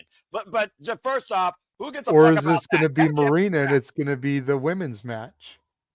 Oh, you're right. I'm sorry. Here comes the problem. I heard the Death Rider from my immediate thought, I got men on the mind because I was like, fuck yeah, MJF is back. And here comes the most lethal Death Rider, one half of the mega problems. The problem, Marina Shafir, as we get ready for this 8-woman tag. But MJF is back in AEW, folks, and JJ's gone.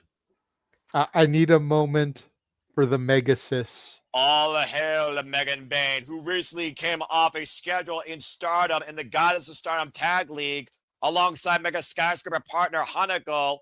Of course, the Mega Problems made it to the semifinals of the AEW Women's Tag Team Championship Tournament. As here comes the forever Goddess Ring of Honor Women's World Champion Athena, who surpassed being Persephone at Final Battle. Still the face of Ring of Honor.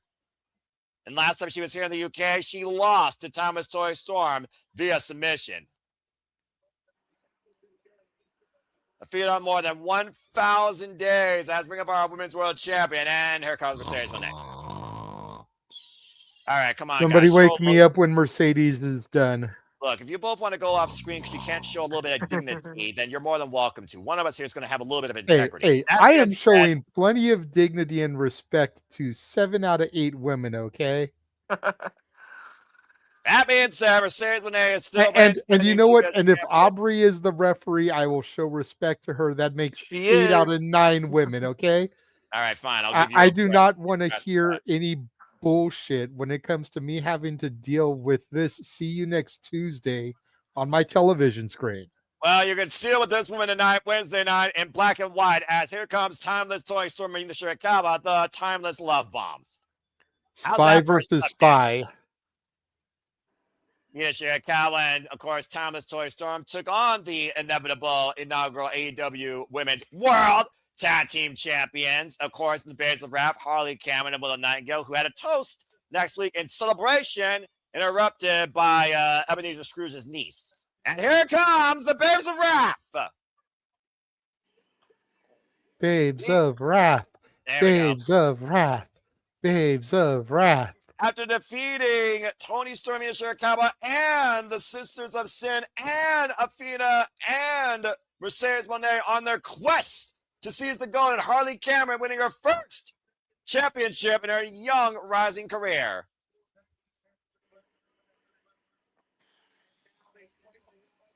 And now, of course, they represent the AEW Women's Tag Team Division, and everybody wants a piece of the champions. Mercedes Moné, particularly, who got no friends, but have more than enough money to invest in the Mega Problems, and Athena for this one night only. Referee for this contest, Aubrey Edwards.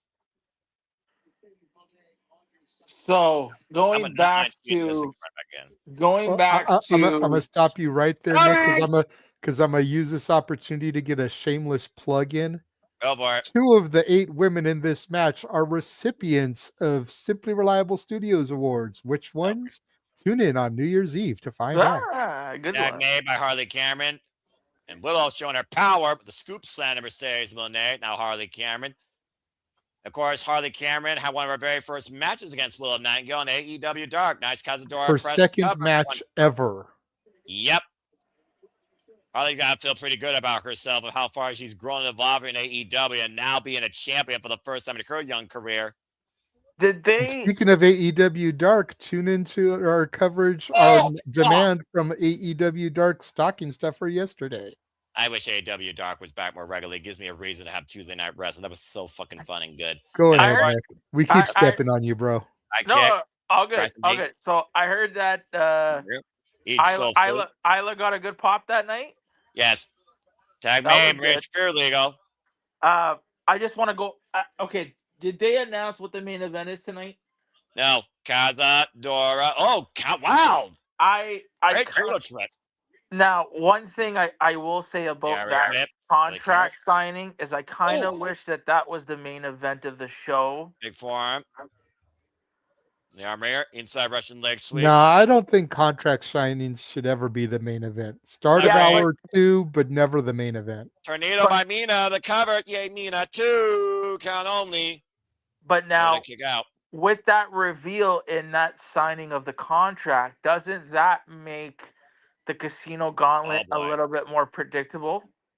Not necessarily. Because, again, MJF has been the only holder of the Dynamite Diamond Ring. And regardless what happened at World's End, he will have a match prior to that defending that ring next week against tonight's Battle Royale winner. Mina Shirakawa getting the better right now of Marina Shafir.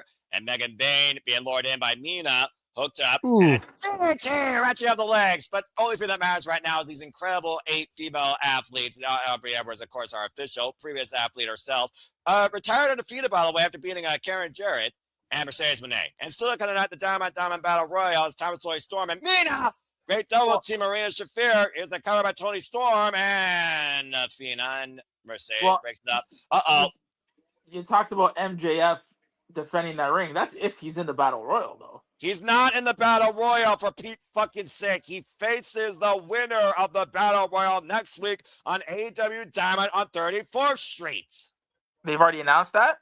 Yes, they literally announced that prior to the Battle Royale. It's all shit's breaking loose right now with these crazy, violent, capable professional wrestling bitches. And don't go anywhere as the brawling continues. It's a cat fight. Fuck television. Yeah, thank you, Nick. At least you're on point for something. Again, though, as right now, of course, the mega problems. I can't even tell right now who's even legal. Fuck it, I don't care who's legal. Have these 8 women fight forever.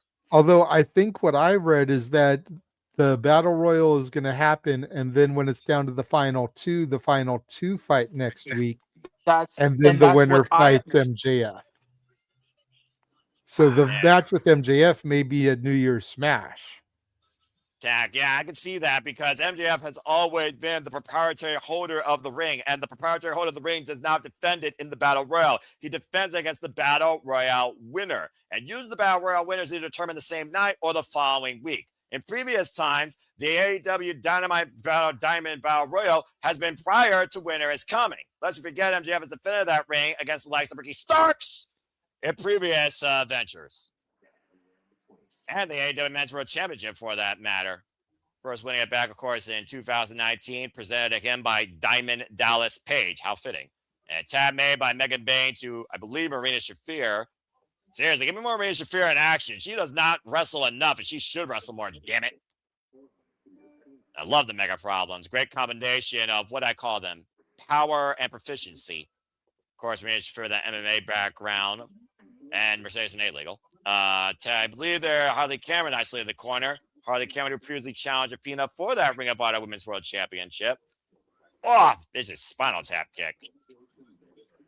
And, of course, there's AEW Women's Tag Team Division. We've seen the depth of it. Of course, we still have the Sisters of Sin, Sky Blue, and Julia Hart.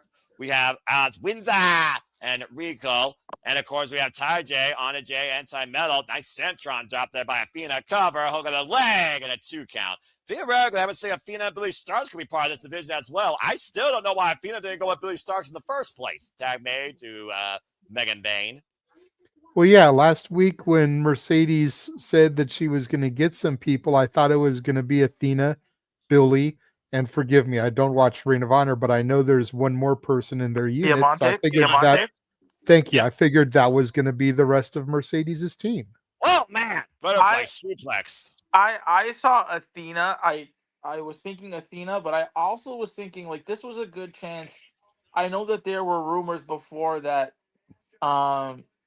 that Mercedes wanted to work with the Renegade Twins. I would have had Charlotte Robin Renegade. She's been one of those women for a long time, part of her business cabinet. Now, Athena taking Willow and Mina off the corner. And there's got to be something going on as to why they haven't implemented that yet. I think one of them's still injured because I've only seen Robin, I think, or Charlotte more so in action. Nice DDT there by Mina as Toni Storm still stands in the corner, ready for action. And there's the tag. Tag made. Now we got Toni Storm and Marina Shafir. Running drop kicks. Of course, it was Luther Klaus that presented Marina Shafir with a glass shoe, and of course, she was unaware of it, and Toni Storm delivered it to her forehead. And that holiday hardcore death match. Nice DDT there. JJ, maybe you can find it because I'm having a hard time finding it. I know that you guys said that the winner of the Dynamite Diamond Battle Royal faces MJF, but I'm not seeing anywhere that's saying that. The only thing I'm seeing online is that the final two get into a match to win the diamond ring, and the person that wins the ring gets the AEW World Title shot at Maximum Carnage. Toni Storm's still legal. I'll look it up for you. Yahoo's in a little bit. Head clap by Marina Shafir at the time of Toni Storm. This is what happens. Oh, headbutt when you don't keep up AEW on a weekly basis. Now, Willow Nightingale legal? Yes, give me this match. All the power. Willow Nightingale and Megan Bain squaring off one-on-one. How these two have not faced each other one-on-one yet is beyond me. Big forearm smash by the Mega says. Big boot. Former, of course, guys strong tag team champion alongside Micah. And Fletcher with a spine buster. Cover high stab by Willow. Gets a 2 count. Hopefully they belt up Megan in 2026. That'd be nice to see. Yeah, I mean, she's been a hell of a worker this year. Right now looking for the doctorate bomb. Pushed in the corner. I mean, it would nice the way that the poster, I mean, you can't go off of posters and shit. But seeing the poster of Dynasty, tailor-made for, like, Megan Marina Shafir. Ooh. What the hell? Nice Hurricane Rana by the Megasis. Took the words out of my mouth, JJ. Harley Cameron now coming in of our partner. Sends Megan Bain up and over. Marina Shafir, though, is legal. Line tag made. And now the Tiger Fang Koji clutch DDT on the apron. And Toni Storm with the hip attack, driving Marina to the floor. I wonder if Mercedes, I mean, speaking of the women, I wonder if Mercedes defends her TBS title at World's End. I don't know, but Mina Shirakawa just wiped out the Mega Problems. Athena trying to get revenge on Toni Storm. Right behind. I'm not even sure what you call that. I was going to say, what the hell is that? Again, Athena right now tagging Mercedes Moné was legal. And again, Athena going to Brooke on the outside. Toby Suicida. Meanwhile, good Lord, more pounds to the ounce. Straps are coming down. And Willow Nightingale fired up here, sending Mercedes Moné back across the pond to America. For its cannonball wipes out Megan Bain. Willow Nightingale and Mercedes Moné are legal, by the way. I kind of wish that Harley, when she does, or Willow, when face and the cover by Mercedes. God damn it! Mercedes just pinned Willow. I didn't see it, so it didn't happen. VAR, JJ. Unfortunately, VAR. Athena, like a thief in the night, snatching Willow Nightingale's neck with an old face. And Mercedes Moné's investment gets the better. They do women's tag team champions tonight. I think you just got your World's End match, unfortunately. Mega Problems, Mercedes Moné, and Athena are going to have a very happy time in the UK as we go to full commercial break. Fuck television. That was a kind of a quick match, though. Well, yeah, I expect it to be quick because, again, we just established, of course, these titles. So let me go ahead and remind you all once again what tonight means. Tonight is the Dynamite Battle Royal. Next week on AEW Dynamite on 34th Street, it'll be the Dynamite Diamond Ring Final, where the winner will get an AEW World Championship match at Maximum Carnage. And at Maximum Carnage, the Diamond Ring winner will get that shot. That's all it says. So unless MJF is just facing the Diamond Battle Royale winner, which I'm pretty sure that's what happened in the past, then I have no idea what they're doing anymore. They might be changing tradition. And that's what I mean. We're going to see MJF tonight. He's not wrestling again. And that's what I'm saying. Toni does this where he does change things sporadically, right? We've seen other like, for example, this year with the Continental Classic, right? Damn it, Safet. For the finals, it's the Gold League final and the Blue League final, and then that final meets at World's End. Yep. Last year, it was the finals versus the runner-up. The finals of the gold face the runner-up of the blue, and then vice versa. So Toni is known to change things. So if we're to believe what they're telling us, the final two participants of the Dynamite Diamond Battle Royal face each other for a shot. It's for a shot at Maximum Carnage. We just saw MJF. He's not wrestling. There's no way you're having him parade out there and then having him wrestle. So is he giving up the ring? We're like, you know what I mean though? Like, this is what I'm saying. I think I would have done the contract later on or after the Battle Royal. I don't know if I would have put it on at that spot, is what I'm saying. I get you. I understand your frustration. No, it's not frustration. I'm just Nick. Let him finish. I understand your frustration at the lack of clarification. Let's hope that on commentary they make it a little bit more clear. Yeah. When we get to the actual match. And quit overthinking. I don't know. It's not frustration. I just things like that. It's like you sound exasperated, which is why I said it. No, exactly. No. You sound like me when I see Mina Shirakawa.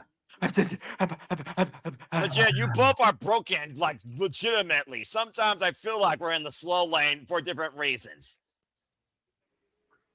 Anyway. But I understand your point. We go back inside now, and once again, the Death Friars theme plays. Pack. Turning our attention to the Gold League, welcoming a bastard in the 2025 Continental Classic. Jesus. You don't have to think about ring here. All you got to do is think about 3 points. Doesn't get simpler than that. No Death Riders, no outside interference. The bastard pack returns home to the UK to a homecoming crowd looking to take on the Proto Star for the first time since the first time they met when Kyle Fletcher was part of Aussie Open. Pac looks like a Hobbit strongman. Good, jacked as shit. I dare you to say that to his face and not get your neck cranked. I don't know if my neck will get cranked or not, but I would say it to his face. Well, Jaden, nice knowing you. That being said, this is the second ever one-on-one encounter for these two. And if two. I do get my neck cranked and have to tap, I'll do it with a smile on my face like John Cena did. Listen, we're never supposed to give up. You're both fucking idiots. That but being said, I'm smart. I'm not going to die. I'm not going to let him break my neck. Anyway, Kyle Fletcher, of course, and Pac had their first and only other one-on-one match in 2019, which at 18 minutes, we'll see if the Bastard and the Protostar surpass their previous endeavor. This is a guy I hate. If Will is not ready to come back in time for the Owen Hart, I think 2026 is a year of Kyle. Many people have already said that the Protostar has been a first ballot candidate to become a future AEW Men's World Champion. We saw the legacy he left with the TNT title, now looking to get the better of his friends, family, quote unquote, in the Continental Classic. Not to mention, again, his opening bout, he already has pinned the reigning and defending Continental Classic champion. Again, folks, Continental Classic, round robin tournament action. You heard Nick scatterbrain aside talk about how the Continental Classic is working right now. Nice job, by the way. Again, folks, each match, 20-minute time limit, 3 points for a win, 1 point for a draw. Everyone is banned from ringside. If anyone gets involved, they are fired from AEW. And Kyle Fletcher right now is high with Speedball and Kazuchika Okada at the top of the block after JJ ate crow last week when Kyle Fletcher lost to Speedball Mike Billy. And Speedball stopped the Protostars' undefeated run in this year's Continental Classic. The ratings are underway. Rub it in. Damn fucking right. I was gonna bring that up though. Like, what does that do to Kyle Fletcher? He lost last week. If he loses again here to the Bastard, what does that do to Fletcher? Well, Like, this is almost a must-win for Kyle to get back into the swing of things. Well, dead heat at the top of the block, to your point. Although Pac does win, it will be a 4-way tie for first place. Yeah. Yeah, you see the standings across the bottom of your screen. I love that shit. So obviously, and this is one thing. Drop down. I don't know. I know that that Noah, you're gonna say, if you want story, go to the other company. Accurate. But with something like this tournament, I know we're all in. It's all in kayfabe. The whole if you interfere, you get fired. I feel like 1 year he should really have somebody do that. Good wrist exchange here. I feel like you can really get something creative out of that, where it's, somebody interferes, they get kayfabe fired, and they show up at one of their partners, right? Like, I feel like you can really. I get the whole tournament aspect, and the tournament is great, but you can also. I want him to have in 2026. I think that's one thing I'm going to be looking for out of AEW. I want Toni to have fun with some of these things. Do something a little bit conventional here and there. Maybe you'll get that at Dynasty next year in a different part of Canada. So we got Okada versus Kevin Knight and Jack Perry versus Speedball this coming Saturday on Holiday Bash Collision. We focus on the Continental Classic this year. And personally, I don't mind when a match sometimes comes down to the better wrestler or the stronger spirit. Shades of New Japan are, of course, the strongest Joshis right now. Saran Sama Kamatani, who won Tokyo Pro Sports Awards. I don't need every match to be some sort of kayfabe story to be continued Pokemon special with a crap pot finish. Baseball slide, and right now, Kevin, no, man! Kyle wiping out part of the outside with a lariat. I mean, as we're winding down this, we're in the holidays, we're winding down this year, I'll pose the question to you guys and guys and the people in the chat. In 2026, like I said, for me in 2026, out of AEW, I'm looking for Toni to have a little bit fun. I want, again, I know that wrestling takes precedent over story, and I get that. I think in 2026, I'm looking for Toni to have a little bit of fun with this. In 2026, what are you guys looking for out of? I know it's early to ask this, but in 2026, what are you looking for out of AEW? Are you looking for more matches? Do you want more? Like, what are you kind of looking for going into 2026?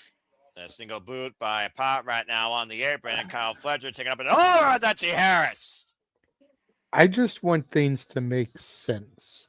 Okay. I feel that's been my biggest issue with AEW is that, and maybe it's because I don't watch consistently enough, but I feel like when I tune in, there's no coherency, no, consistency. Like everything is just so all over the place. I used to make jokes that Tony Khan's booking was putting talents' names into a balloon, popping the balloons, and be like, "Oh, Mark Davis, John Moxley, you guys go have a match."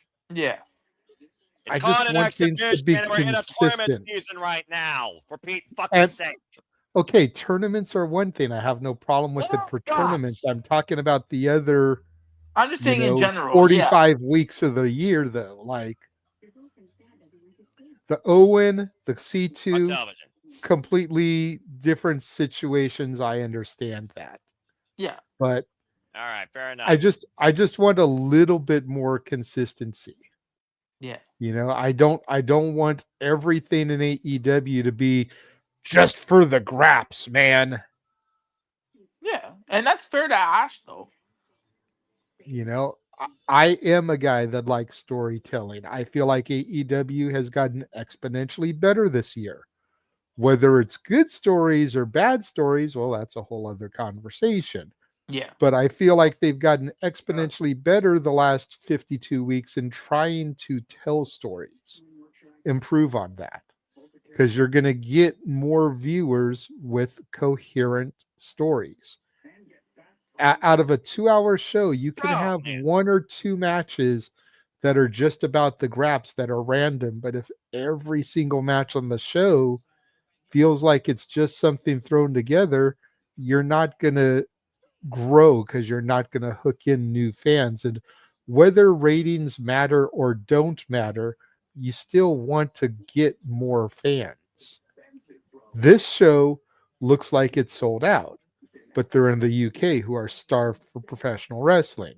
Yeah. You know, you'd probably have about 25% of this audience at a regular arena in the States. That's a problem. Oh, man.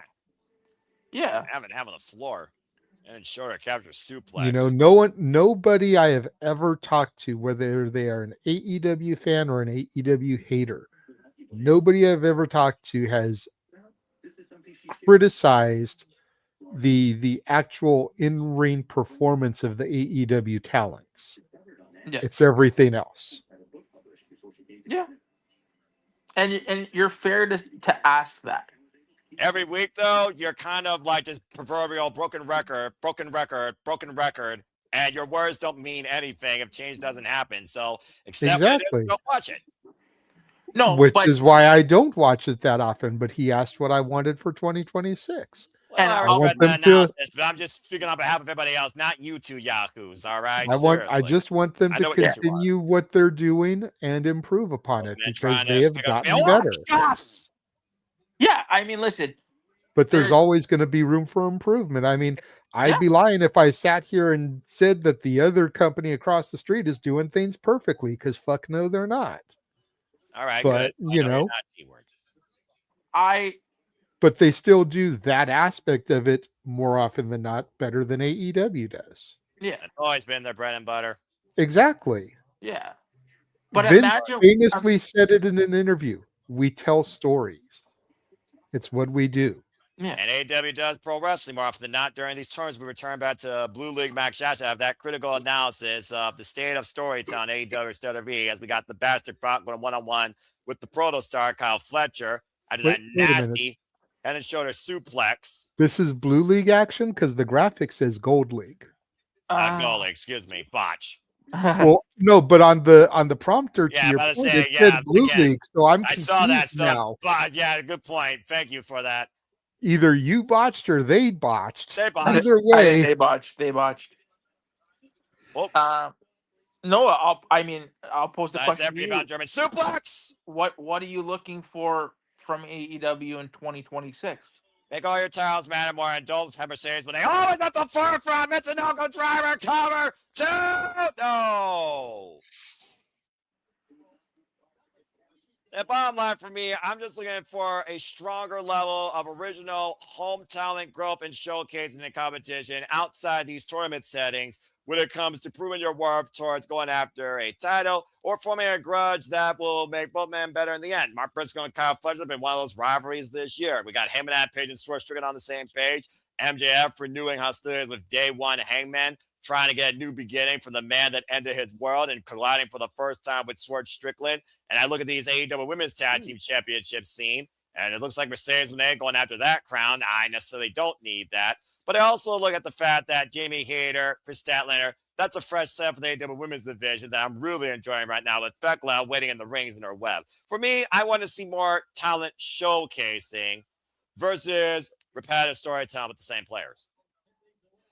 Do you feel, Sandy, to your question, the heels won in that 8-woman tag match? Oh, yeah, to bring up the speed, because we've been talking so much about our critical analysis of storytelling AEW showcase. Well, two of us have, and I respect that. Nice moonsault to the outside. 8-woman tag, Athena and her investments won against the Babes of Wrath and freaking Timeless Love Bombs as Athena and Mercedes Moné got the barrel of Nightingale. Mercedes Moné pinning Athena. MJF returned the three-way into a fatal four-way at World's End. And of course, in their opener, John Moxley beat Roderick Strong to go to 6 points. Nice switch on the bridge. I like asking you these. I like asking you these questions, Noah, because I do really. I think out of everybody that I know, I think you watch this product through a different lens, and I appreciate that. So this is why I pose these questions, because I want to get your take, and even JJ's too. In my opinion, and I don't know if this goes to you to both. 10 minutes left. I really hope in 2026 the attendance for the states does pick up. I understand numbers and ratings, it's all subjective, and I'm not getting into that. Please don't. And I won't. For me, I'm starting to feel, and I don't know why, but I'm starting to feel like, yeah, they need to pick Poison up. Rana. They need to pick up the attendance here in stateside. Do you No, feel like they? I 100% agree with you. I agree with the general assessment that most people make that ratings don't matter like they used to. High Lager Bomb, sit out, cover, check out.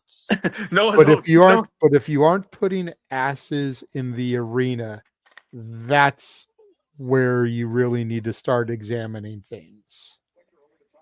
Because you can only downsize buildings for so long until you're in a high school gymnasium or an Elks Lodge. And that was fine for old school ECW, but that's not fine for the number 2 company in the world. Kyle Fletcher now looking to be number 2 in the block with the high kick running the corner to Pac. Got Pac out looking for the pro step brainbuster.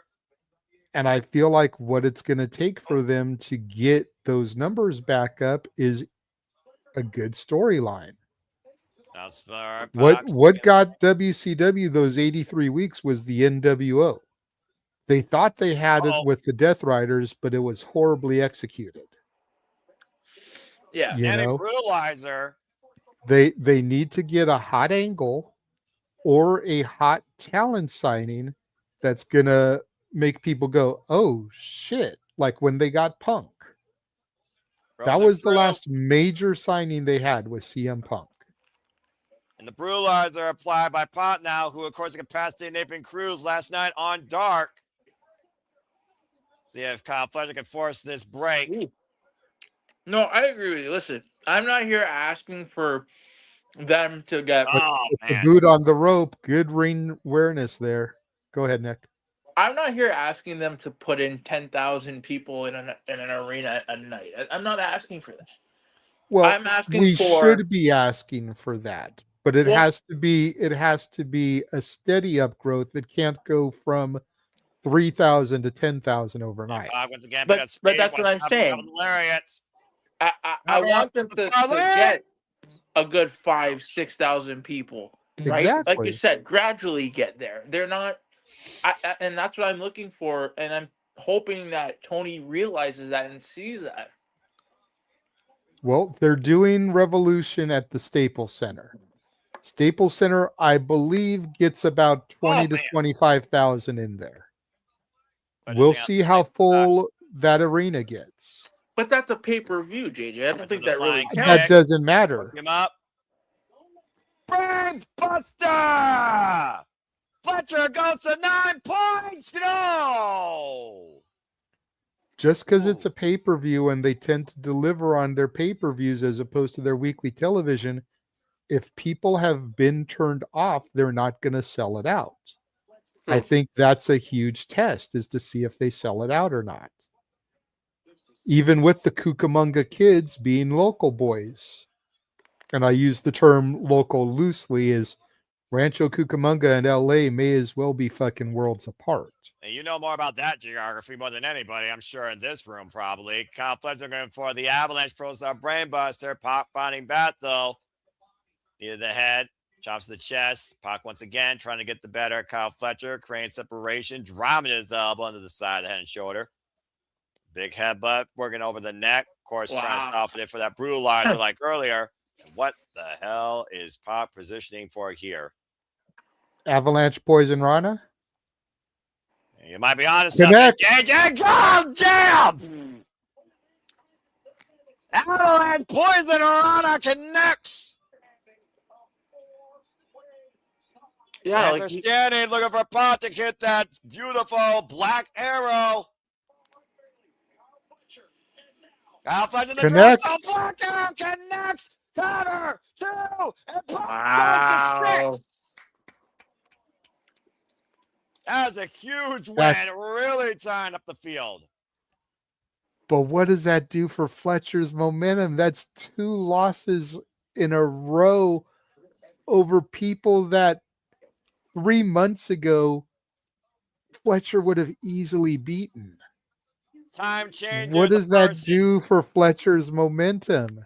I don't know, because right now it's a dead heat. We got 4 men at 6. Kyle Fletcher has 1 match left, while the bastard Pac has 2. Pac could literally lead this thing. Coming up next, Dynamite Diamond Battle Royal, return to Dynamite. Fuck television. So now I really am trying to wonder who's going to take the gold, because Okada has 2 matches left. Speedball has 2 matches left. Kyle has 1 match left.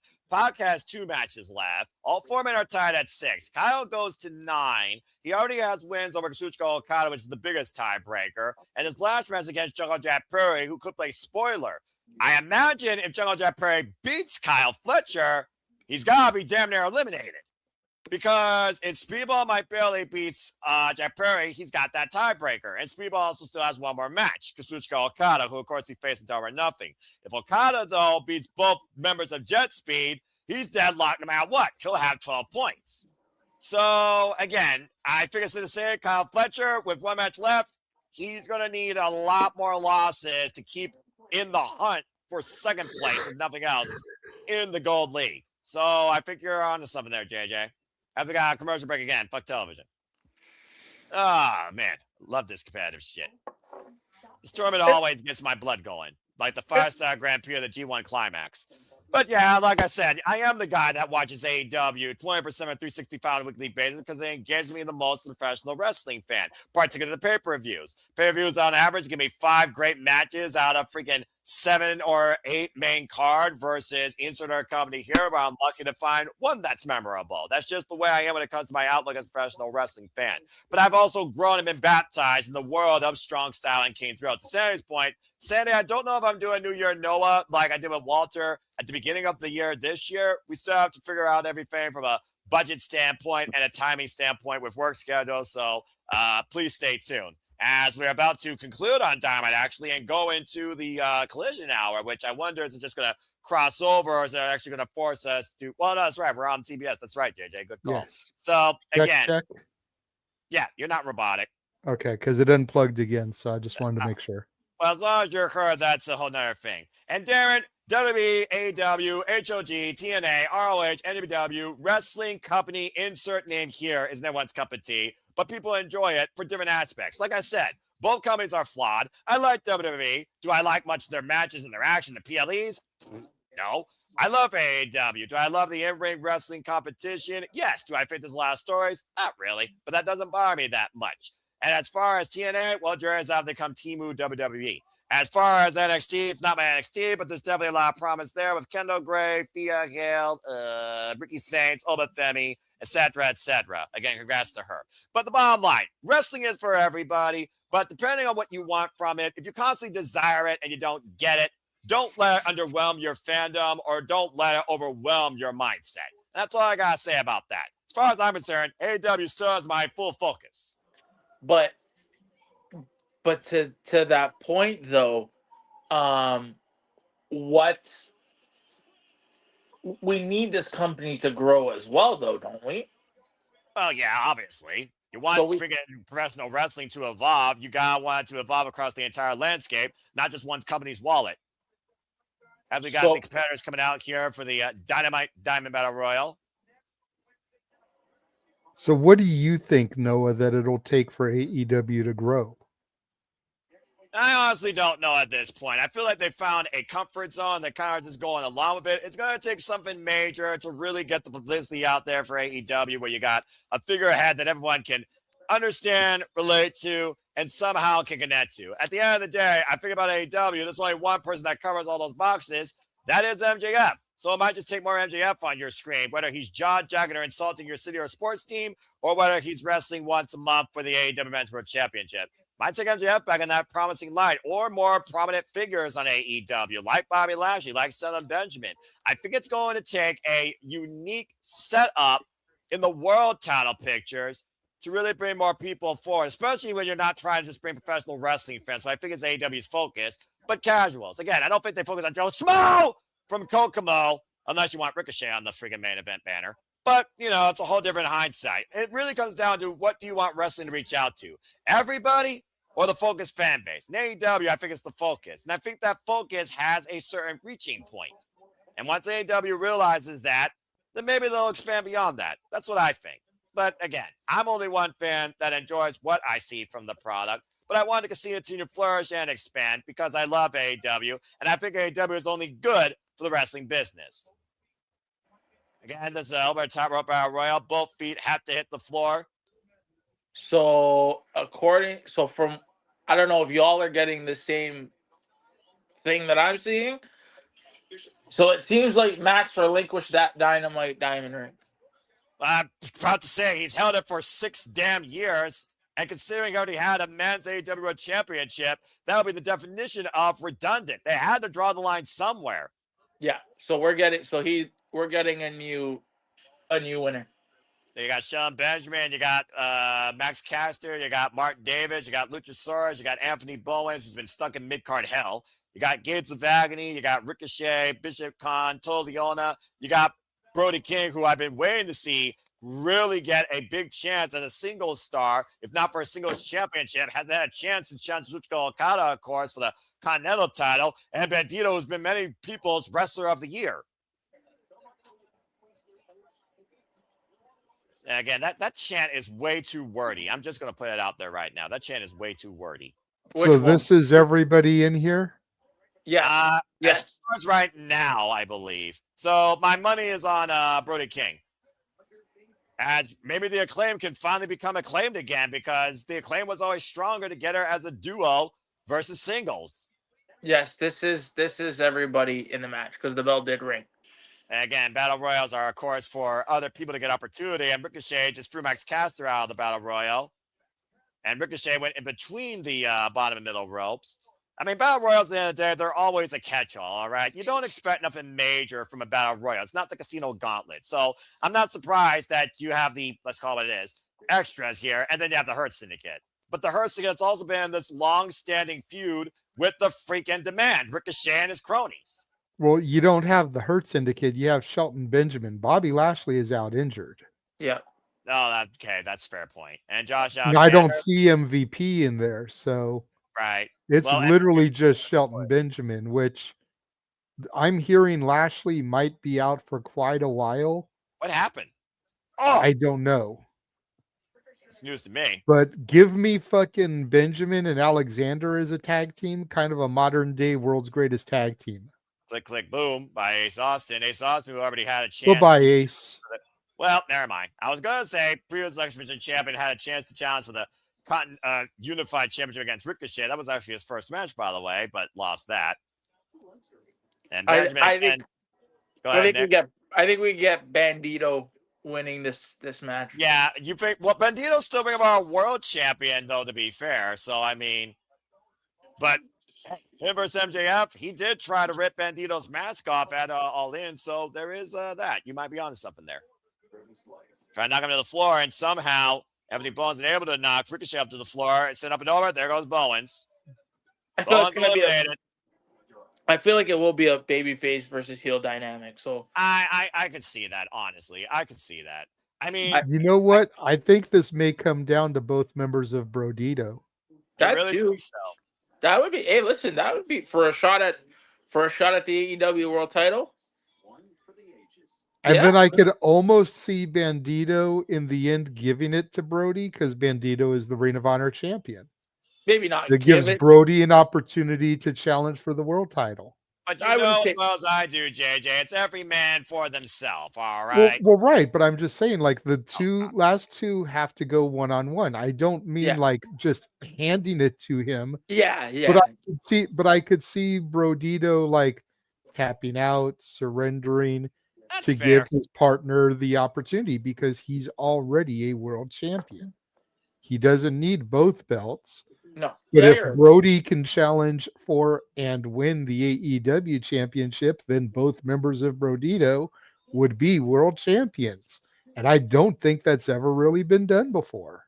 Not to my knowledge, as far as Ring of Honor and the AEW Men's World Championships go. Speaking of championships, we still have the AEW Tag Team Champions Alliance. FTR defends them against the Bang Bang Gang. I do, though, would have liked to see a little bit of a surprise entrant in this Dynamite Diamond Battle Royal. I didn't expect that, honestly. The Dynamite Diamond Battle Royal has always been inside AEW only, with those that really aren't involved in anything major. Well, I mean, there's a big bad Keith Lee still sitting in the wings saying that he's ready to go. I don't know, honestly, if Keith Lee will ever be fully ready to go at this point. Seriously. Well, there goes Bishop Khan and Bandito. There goes Ring of Honor. Bandito says Brody can't totally on taking Chara down. You were saying Bandito. Oh, I don't have. ...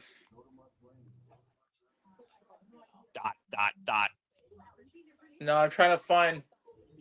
I don't know if my. Okay, it's still on this channel. Never mind. What the fuck are you doing? Oh God! Ricochet turned inside out by Luchasaurus. A headbutt. What happens when a dinosaur headbutts a walking weapon? There you go. You knock off the walking weapon's headgear. Well, I mean, Swerve did that with a freaking house call. Jesus! Bandito getting up in the air and the freaking lights. Okay, I want this match. Shelton Benjamin and Luchasaurus.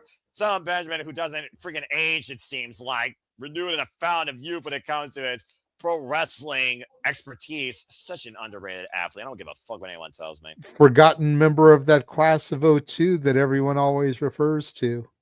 It's ridiculous, right? He probably had more collegiate background than Brock Lesnar and John Cena. As we're back here now with Mark Davis and Brody King, the meat division in play. Again, the Dynamite Diamond Ring final will take place next week, 6 p.m. Eastern Standard Time on AEW Dynamite 34th Street from the Hammerstein Ballroom in New York City.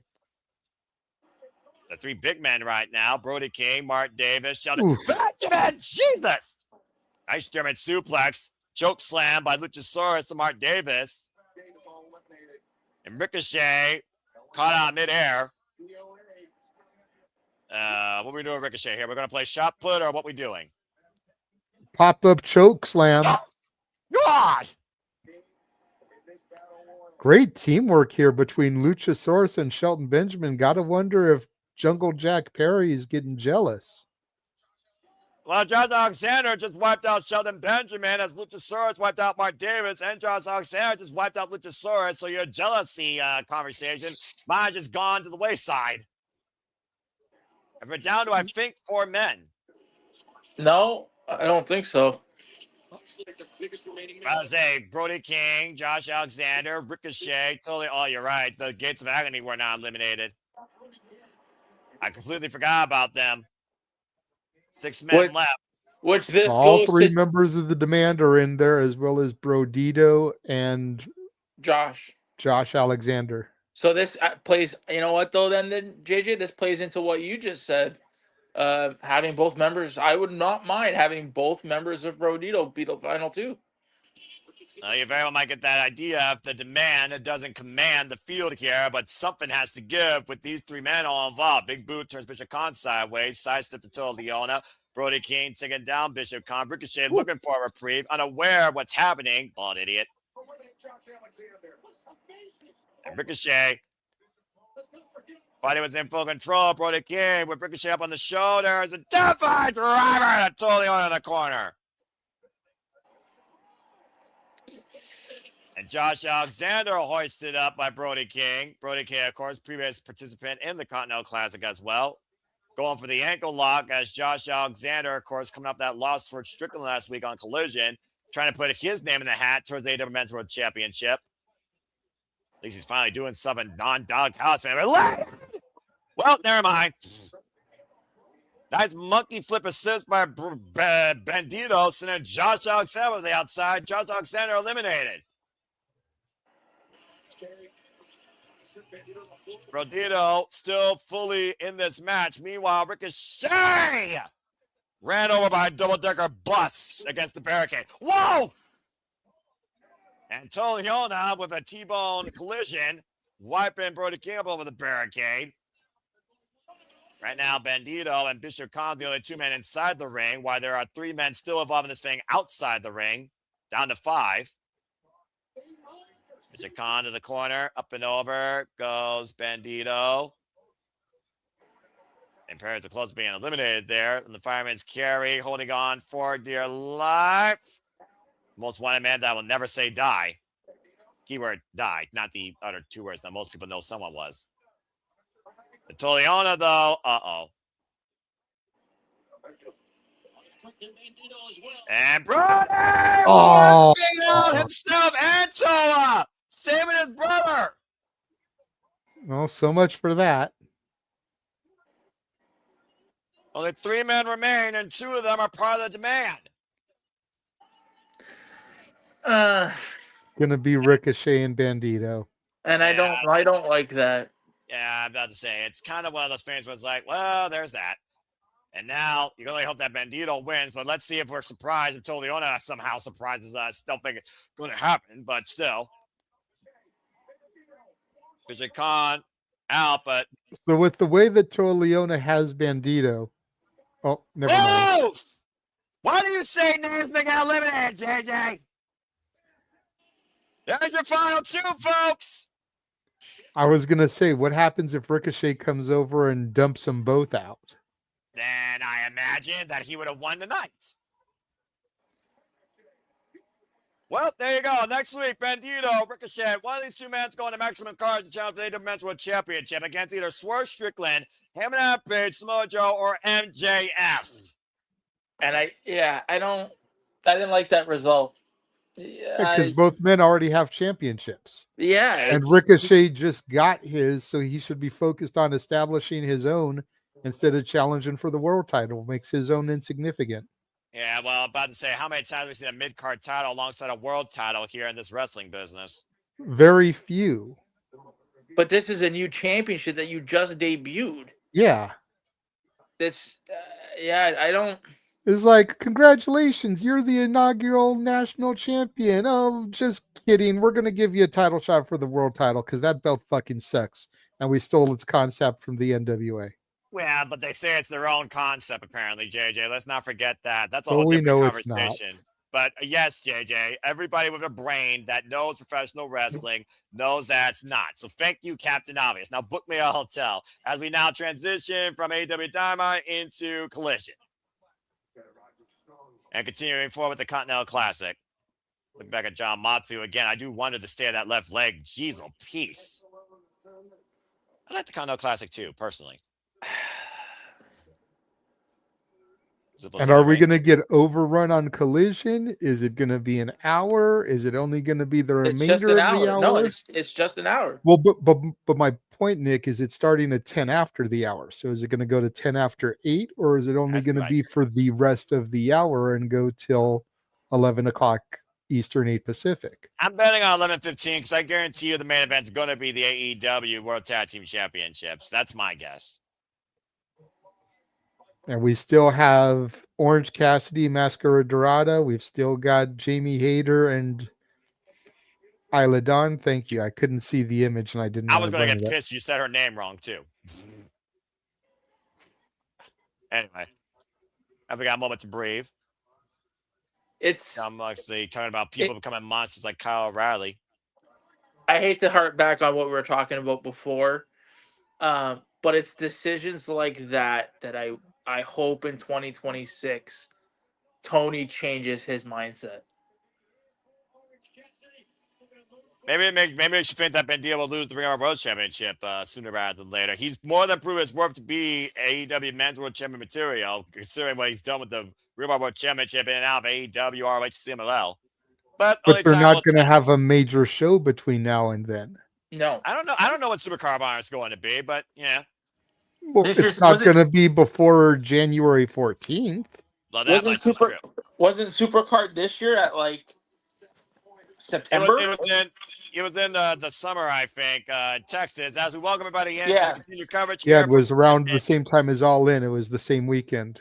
As we get ready for more Continental Classic action with pixelated Titantron, freshly squeezed Orange Cassidy. That Titantron still fucking cracks me up. I was going to say, I'm glad you pointed out that that's pixelated because I was about to be like, let me get a lens cleaner for my glasses. Jesus Christ.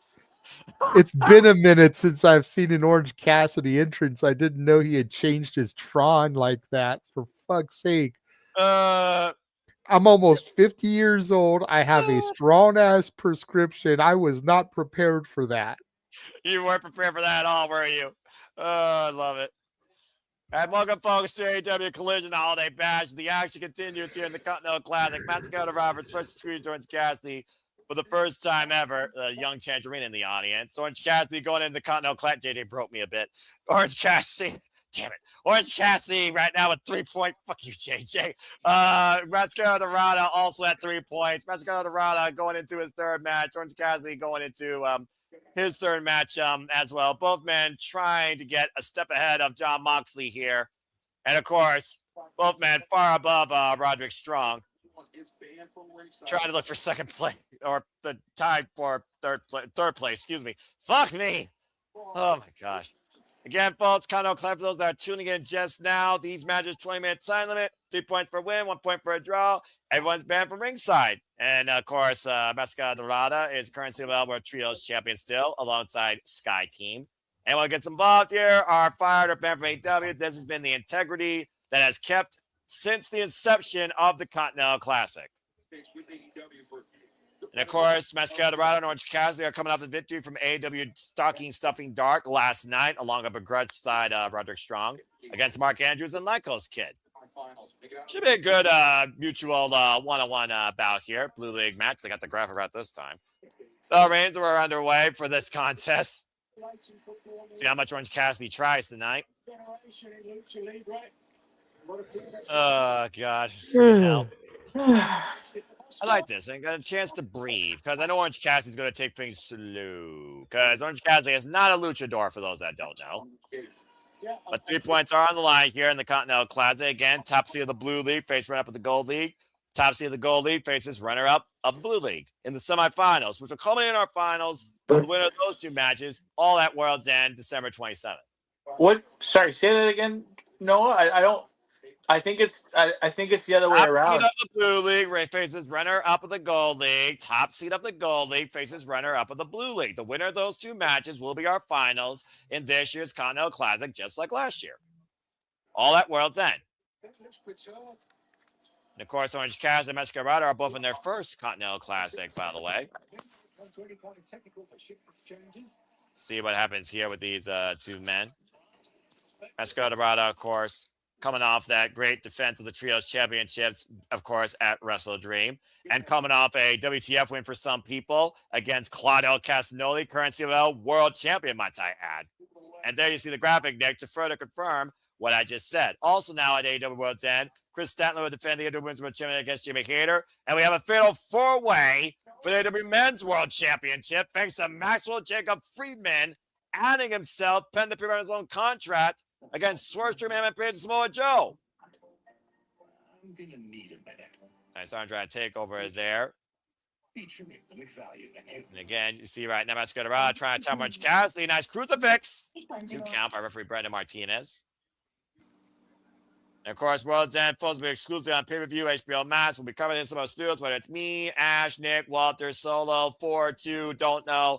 We will be covering that here December 27th. Please stay tuned. Shout out to Nigel McGuinness now on commentary.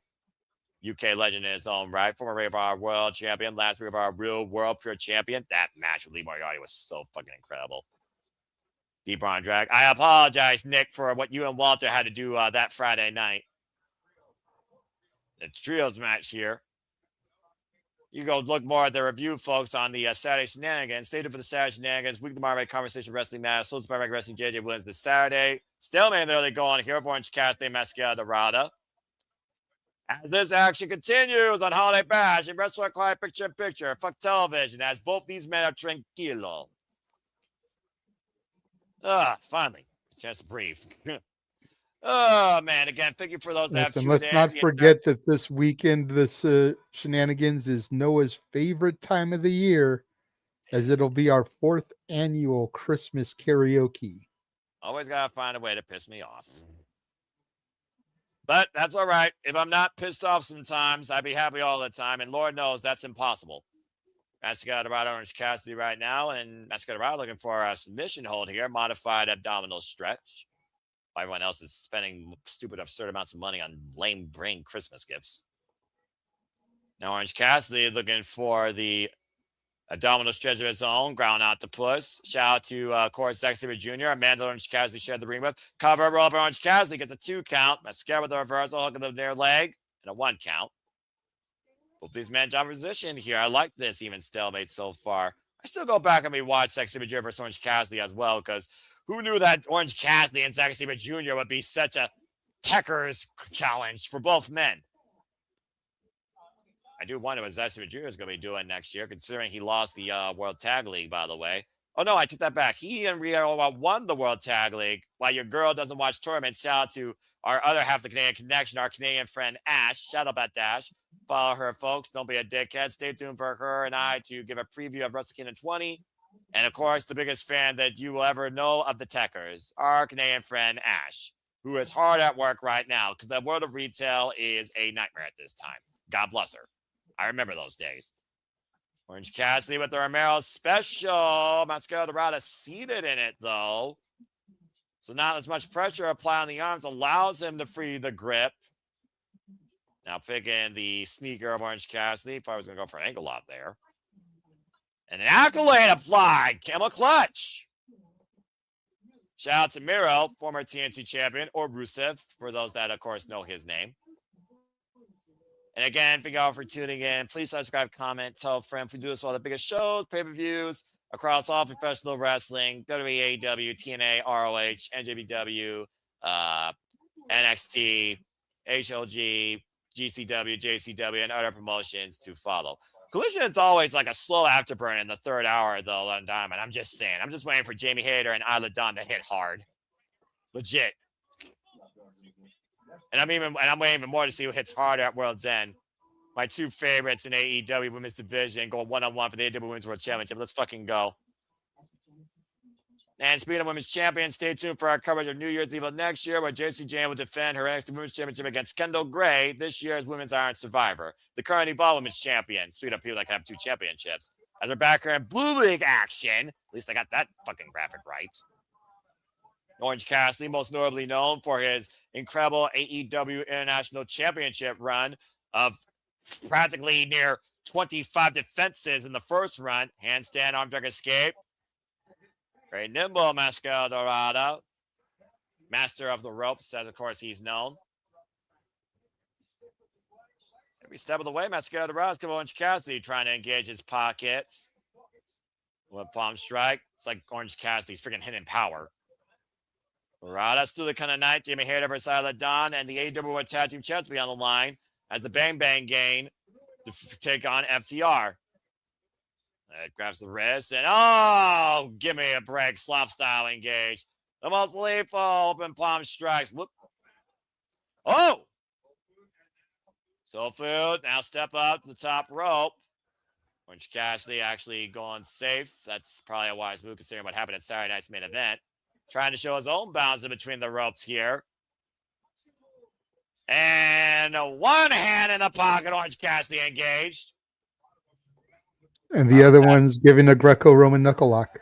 And both hands in the pockets, Orange Cassidy fully engaged. If I was that capable without my hands, just always in the pockets, I swear. And now Orange Cassidy with the arm drag, literal arm drag, drop kicking a kip up. Taking it out to the floor. If you ever heard of a man that couldn't wrestle with their hands, Exhibit A, Orange Cassidy. And it looks like the fans was Orange Cassidy that dive to elbow suicida denied by Máscara Dorada with the tiger feint kick from the bottom rope. Now Máscara Dorada looking to dive and drive an Orange somewhat in the corner of the announce table. Orange Cassidy looking for his own tiger feint kick. I don't know what area code we're in. Tilt-a-whirl backbreaker. The area codes, by the way, are a whole different breed in the UK. I'll tell you folks that right now. Máscara Dorada with the ring shooting star from the air to the floor, Orange Cassidy. Good grief. Máscara Dorada, again, been wrestling for only 4 years, I might add, at 23 years of age. I didn't know Máscara Dorada was that young of an athlete, honestly. Yeah, me neither. I thought he had been around for a while. Crossbody cover, 2 count only. Apparently not. Very nearly put down Orange Cassidy, current world historic welterweight champion in CMLL. God bless you. Only 630 matches in his career so far. So, I just want to bring something to light. Go for it, bro. I know that you said. So we know that the league final and the championship final are at World's End. Yes. Yes. They have not yet, and I went back and I even this is why I was off camera muted. I went back and watched the selection special. I know that last year it was the leader of the gold faced the runner-up of the blue, and then the leader of the blue faced runner-up of the gold. Yep, same thing this year.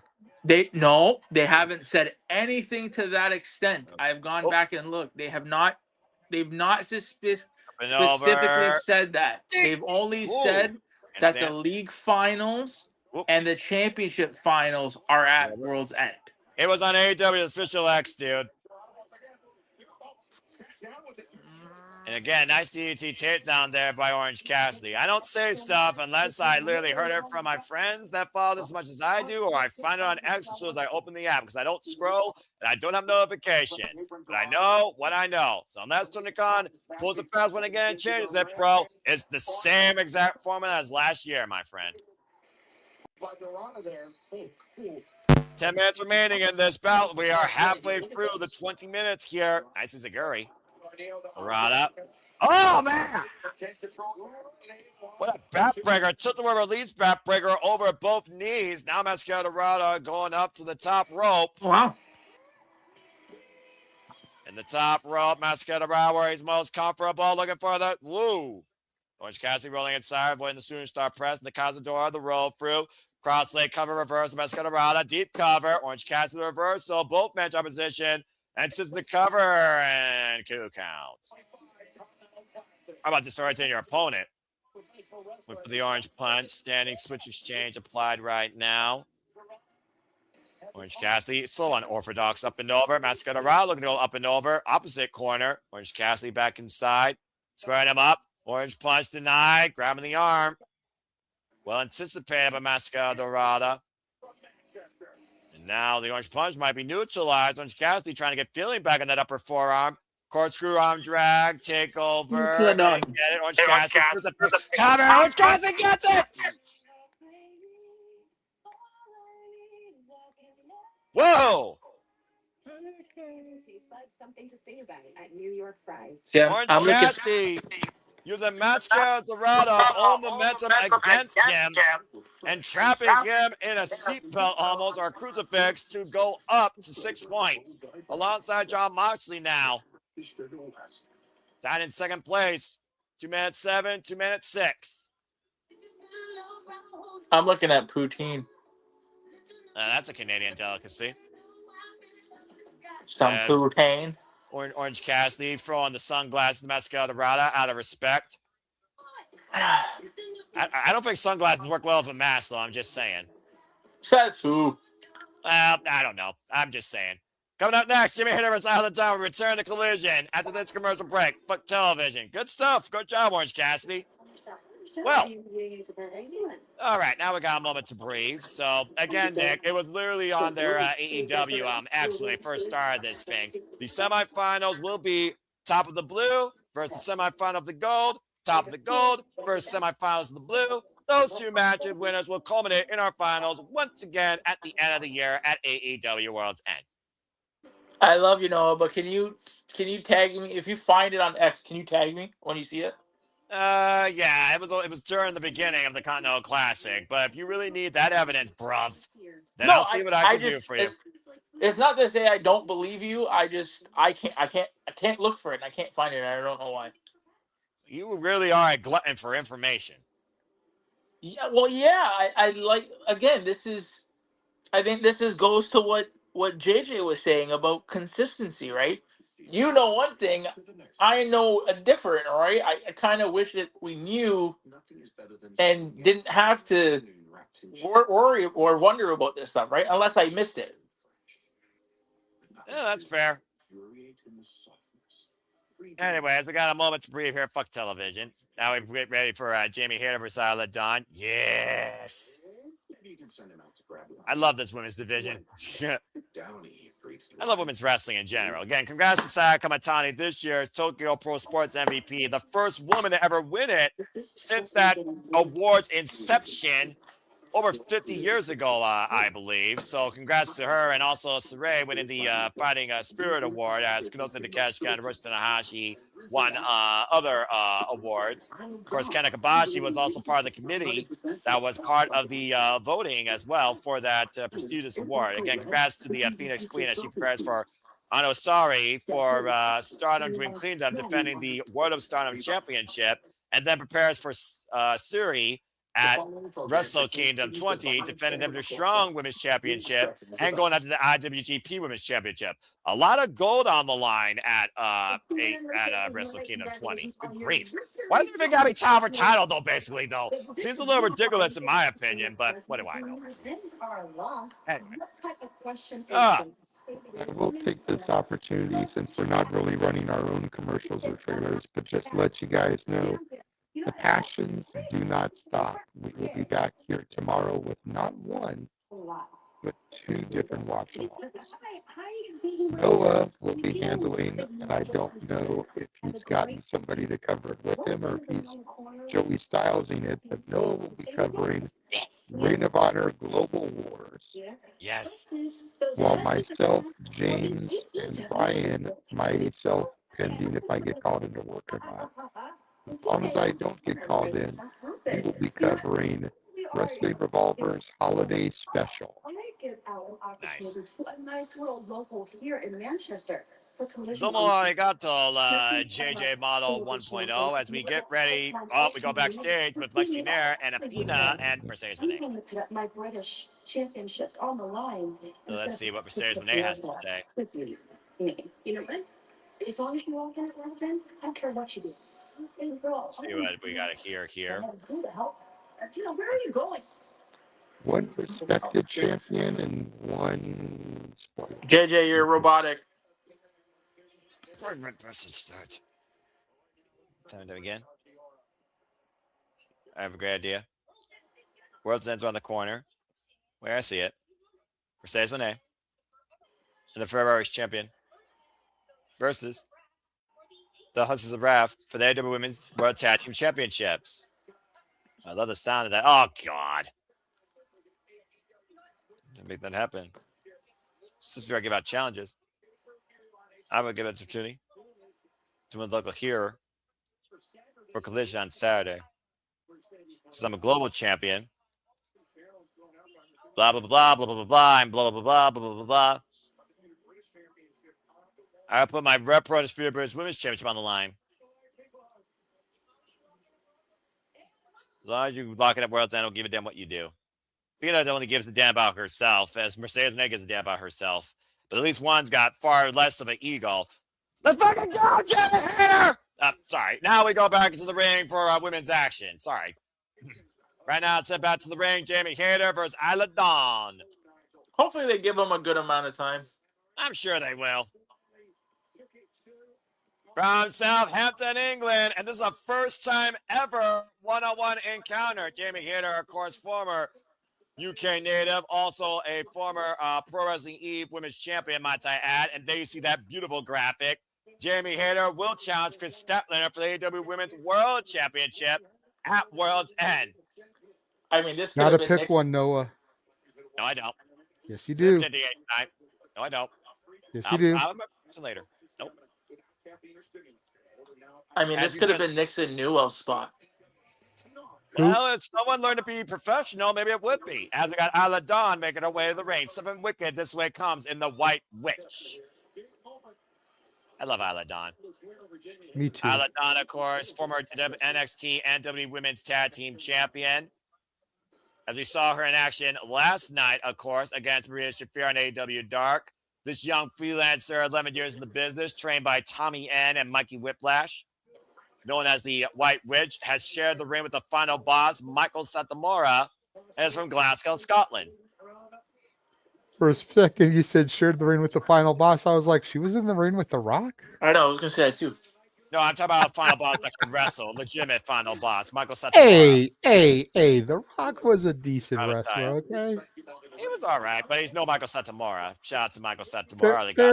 Fair enough. But you're making The Rock sound like he was hot garbage. Like, no, damn. I would never. He was never that. But he was as limited as John Cena.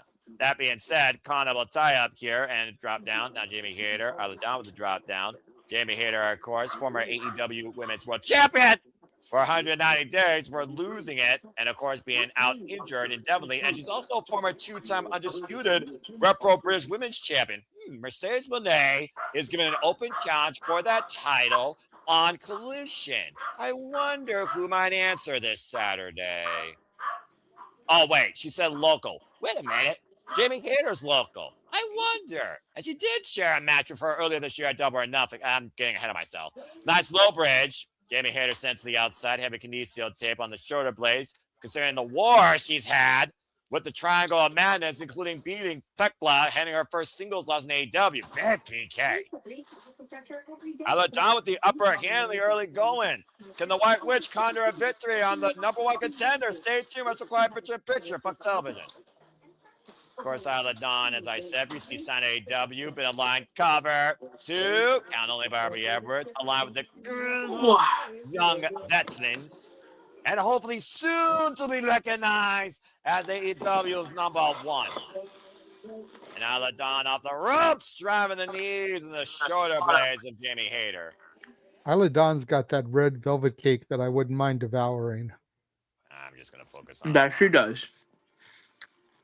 And, of course, Jamie Hayter, like I said, no stranger to this area, former EVE International Champion. Funny enough, that title is currently held by Chris Statlander after successfully retaining it, cover, to count only for Isla Dawn against Nina Samuels after beating Anita Vaughn for it. It's so good seeing Jamie Hayter return to the Pro Wrestling EVE and taking on Alex Windsor before Alex Windsor became All Elite. I love that. You can watch Pro Wrestling EVE, folks, on YouTube, by the way. Go check them out today. Snap suplex there, as, of course, Chris Statlander will defend that EVE National Champion against Dakota Kai in her Pro Wrestling EVE debut next year at their Queendom show. And Isla Dawn getting the better of the former AEW Women's World Champion here in the early going. Of course, Jamie Hayter, also previous member of Stardom, the faction of Oedo Tai before they became Hate, former Gods of Stardom champion with Bea Priestley. I think Bea Priestley's been doing good stuff in Stardom, by the way, as well. Yeah, I just wonder when Bea Priestley is gonna get Bow and arrow. When she can get a back in a North American promotion. She'd be good to have her in like a TNA. She's much more happier in Stardom. Cover two, kind of like that press, and probably got more respect there too. Blair Davenport was the freaking fought in the clouds pretty much. Vicious forearm smash by Isla Dawn, dropping Jamie. And right now, Isla Dawn in control of Jamie Hayter. Again, I gotta watch the hair though. Isla Dawn's one of those that I still believe should have been NXT UK Women's Champion. Hell, she took the final boss limit not once, but damn twice. Missed opportunity like her and Ginny, who's now retired, by the way. And Isla Dawn right now just driving her knee into the back of the head of Jamie. Ginny's husband is the legend killer, okay? Yeah, I know. The ring general Gunther. The man that literally killed sports entertainment in one night. And I love it. Stop of the hand right there. Professional wrestling destroys sports entertainment. That's the greatest call Michael Cole's ever done in his career. Elbow strike right now. And Isla Dawn, here's the cover. Forearm across the jawline. Gets a 2 count. With that line that Michael Cole said, I wonder if Vince was watching and saying, fucking assholes. Who the fuck cares? He's no longer in the company. Jamie Hayter with slightly more experience than Isla Dawn at, of course, 10 years of experience. Excuse me, Isla Dawn slightly higher, 11 years versus Jamie Hayter's 10 years. And yet these two have never met each other one-on-one. So we're back here at AEW Collision Holiday Bash. A little preview of our number one contender ahead of the AEW Women's World Championship match. Can one of you guys explain to me something? So why is the Rep Pro Undisputed British Women's Champion, why is it 2 belts? Oh, God. Collision of the midsection by Outlaw Dawn to Jamie Hayter. I don't know what the fuck you mean by that, by the way, because it's always been 1 belt. Unless you're talking about Mina Shirakawa's secondary belt, whatever she had that for, that is not the Rep Pro Undisputed British Heavyweight Championship. But the English, the British. Yeah, English. Words are hard. Buy the shirt, evanandcaitlin.com. Oof, big boot. Jamie Hayter out of the corner. And a missile drop kick. You were saying, try and get your words together, bro. No, the British Undisputed British World Championship is 2 belts. I don't believe it is. I'm not sure where you got that from or what picture you saw. Saito suplex by Jamie Hayter out of the Dawn. The double shot. Yeah, that's Mercedes Moné's belt in Mercedes Moné's left hand. That queen of something. It's not the official Rep Pro Undisputed Women's British Heavyweight Championship because Alex Windsor never held that secondary title. The only one that ever held that secondary title was Mina Shirakawa. And, of course, Mina lost that belt to Mercedes Moné at the beginning of the year at Wrestle Dynasty in January. Covered by Isla Dawn and a 2 count. Hard-fought contest here with these two, as I expected. Everything Jamie Hayter's giving Isla Dawn's giving back in fold, and I love that. Punch her out, Isla. And the fire spins carry. Slips free. Elbows back of the head. Isla Dawn set up for the ropes. Missed the Hayter raid. Isla Dawn.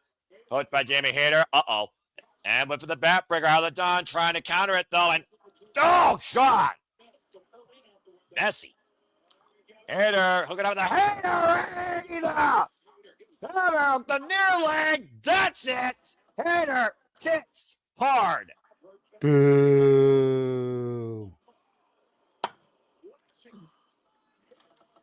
Jamie Hayter doing what she loves, and that's fighting women in the UK, preparing for Chris Statlander at World's End, looking to capture her second AEW Women's World Championship in fine retro fashion. Boo. If she's able to hit that Hayter raid, very well could be a changing of the guard. Respectable bout here between Isla Dawn and Jamie Hayter for our first time ever encounter. Honestly, I wouldn't mind seeing these two as a tag team. Boo. And good stuff by Jamie Hayter and Isla Dawn. Wait a minute! What the fuck? That's simply a Santa Claus. Sky Blue and Julia Hart can't leave Jamie Hayter alone. Can't help but the fact that she literally lost to all 3 of these women. Like, seriously. Ooh. Now, Thekla with, what is that, studded belt? It's just her belt. Beat her ass, girls. And Thekla looking to punish Jamie Hayter for all the turmoil she's caused the Triangle of Madness. Oh, come on. Oh, God. Lashing Jamie Hayter across the spine. And Chris Statlander has landed. Yeah, run now, bitches. The women's champion is here. They've been calling out Chris Statlander. Hasn't been able to freaking answer. And it looks like Sister Sin are going to get advantage of Chris Statlander. Cannot double suplex later women's world champion. And Thekla beat her ass. Backdrop suplex to the Toxic Spider. And Statlander, it's Saturday night. Saturday Night Fever to Sky Blue. By the women's world champion. And Statlander's not done yet. Looking to send Julia Hart back to that wicked web of Thekla. What is this? And, oh, what the fuck? Inadvertent contact by Jamie Hayter with the Hayter raid, wiping out Chris Statlander after Julia Hart pushed Thekla out of the way. I mean, again, the friggin' signs of battle.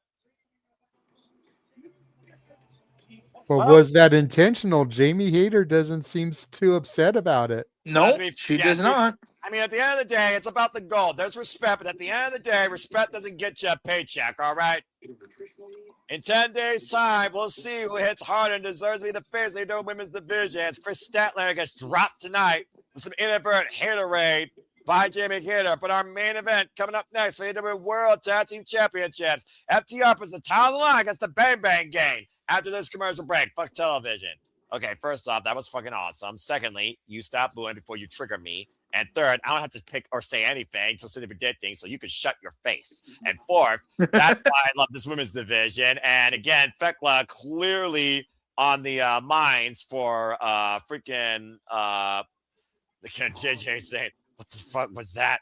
JJ on the hates this outcome. Yeah, subtly, he didn't freaking let his words be minted. Again, he's the analyst for a reason. He doesn't Jamie Hayter just went fucking Super Cena. She got her ass beat for 95% of the match. One fucking haterade and she fucking wins. Hey, the haterade works. Stop me when I'm telling lies. You know, JJ, I'm just going to put this perspective for you, bruv. Sometimes a finisher only has to hit once, but it damn sure in this day of age of wrestling doesn't always have to be the case. It is what it is, bruv. Okay, but for that to be the only offense she got in the whole match, that wasn't the only offense. Fuck out of here. Dude, did you watch the same match I did? They were knocking each other I silly. watched Isla Dawn beating the piss out of her for most of that match. And I watched Jamie Hayter give her receipts for it. So, sorry, I asked. No, you're not. Go ahead. Yeah, I am. So I hate to push back on you, Noah. Apparently, the Rev Pro British World Championship is actually 2 belts. According to a friend of ours, Mr. Carlos Estrada from a group that we know. He says that they are 2 belts. That there was a unification match years ago. They consider it 1 championship, but still comes out with two titles. That's fucking stupid.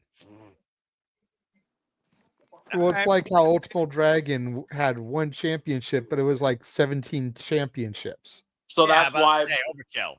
So that's why Mercedes has the Rev Pro title and then that gray title. It's all considered 1 title. All right, well, they need to get their shit together as far as I'm concerned, because Queen of Southside is really dumb compared to Undisputed Women's British Heavyweight Championship, in my opinion, and gold trumps silver. But that being said, what the fuck ever. Regardless, we know that Mercedes Moné is going to defend that title some point, I think this Saturday on Collision, and we're going to cover that because apparently I think it's going to be a whole different 2-hour show. Told you, bruv. And also, just putting it out there, last time Mercedes Moné defended a championship, she lost. Just put I wonder who she's defending it against. Well, she said she wanted to face somebody that was from the area local. Jamie Hayter has held that title before. She's from the UK. Alex Windsor previously challenged her for the TBS title, and she's from the UK, and she's a former Women's Undisputed British Heavyweight Champion. She's beaten Emerson J for one of her titles. That's also from the freaking area. She's defending against Rico, former Progress Women's Champion. So there's a lot of people there that are to choose in and out of AEW. That being said, that's coming Saturday, but tonight on Wednesday night, guns up. It's main event time on Holiday Bash Wednesday night. Honeycomb, me love honeycomb. Well, JJ likes honeycomb. I like professional wrestling. Guns up! Bang Bang Gang, Rock Hard, Truth Robinson, Austin Gunn, who handed FTR their last tag team loss, looking to cash in tonight and seize the AEW Tag Team Championships. Pretty much to Jay White's delight. Jay White, get well soon. I personally miss Bremer at the Switchblade, but that's just me. Yeah, I miss Jay White. Yeah, again, you need that big name presence from Nostradamus that everything he says and does, we have to thank him for because it's all made possible because of him. And I'm not the one telling you that. He was the one that used to tell you that. Again, it was November 8th, 2025, prior to Full Gear. Rock Hard Juice Robinson with the left hand of God, a very hard contest. Call what you will. What matters is the result at the end of the day with the belt. But the Bang Bang Gang handed FTR a pinfall loss. I would not mind Jay White coming back as a heel. Turn the Bang Bang Gang heel and have him take the TNT title off of Mark Briscoe. The new face of TNT, Switchblade Jay White. That's a fair shout, actually. And there's Small Stoke, who came and get holes in the UK. He'll tell you that himself. Well, I feel like the Guns are not going to. I think they've positioned the tag team title. Look, the writing's on the wall. We're waiting for Edge and Christian to come back. So yeah, and look, I feel like that's everyone's hindsight's 2020. I think you're literally just waiting for the opportunity to arrive for itself. So I mean, you're not going to have. I wouldn't mind seeing a baby face CNC, putting over a young heel team like the Guns. I mean, the Guns are former tag team champions. Let's not forget, back when the As Boys were trying to get out of their father's shadow, it was literally the As Boys that were previous AEW tag team champions. Who they lost them to? When it was Tyler's career, it was FTR. Of course, FTR in this newfound world of confidence, now 11-time tag team champions in their illustrious career, who have been the same two duo since NXT days of Black and Gold, might I add, who have literally revived tag team wrestling as traditional. Paying homage, of course, the Midnight Express, Rock and Roll Express, the Hart Foundation, the All Greats, the Steiner Brothers, you name it. FTR has assimilated them and used them to their own advantage, DIY included. Paul Turner hoisting up the AEW Men's World Tag Team Championships. Does Noah, does New Japan hold the trademark for Bullet Club? I want to say yes, because at the end of the day, it was Gato's original idea. Like, could you don't hear Bullet Club anywhere else. Well, the reason why I asked, because could theoretically, if Switchblade does come back as a heel, can he use the Bullet Club name? I would say that since he came in AEW, he picked Bang Bang Game for a reason. So I would say, well, no, at one point it was Bullet Club Gold. So I would still say, because it's New Japan relationship, I would say yes. I think this is where you draw the happy medium, considering the relationship on good terms with AEW and New Japan Pro Wrestling. Rocker Romero's and Tony Khan's own words. And of course, President Tanahashi. According to New Japan lore, wasn't Jay White kicked out of New Japan? Technically, yes. He lost a loser. So that may be why why Jay White isn't able to use Bullet Club. Because it all could be some kind of interconnected story that they just haven't explained. Yeah, well, they say when you're Bullet Club for life. But I do see what you mean, considering it's always been the Bang Bang Gang, pretty much. Big shoulder tackle there by Austin Gunn. For those that are wondering where Conor Gunn is, he is still out injured. Tab made Juice Robinson.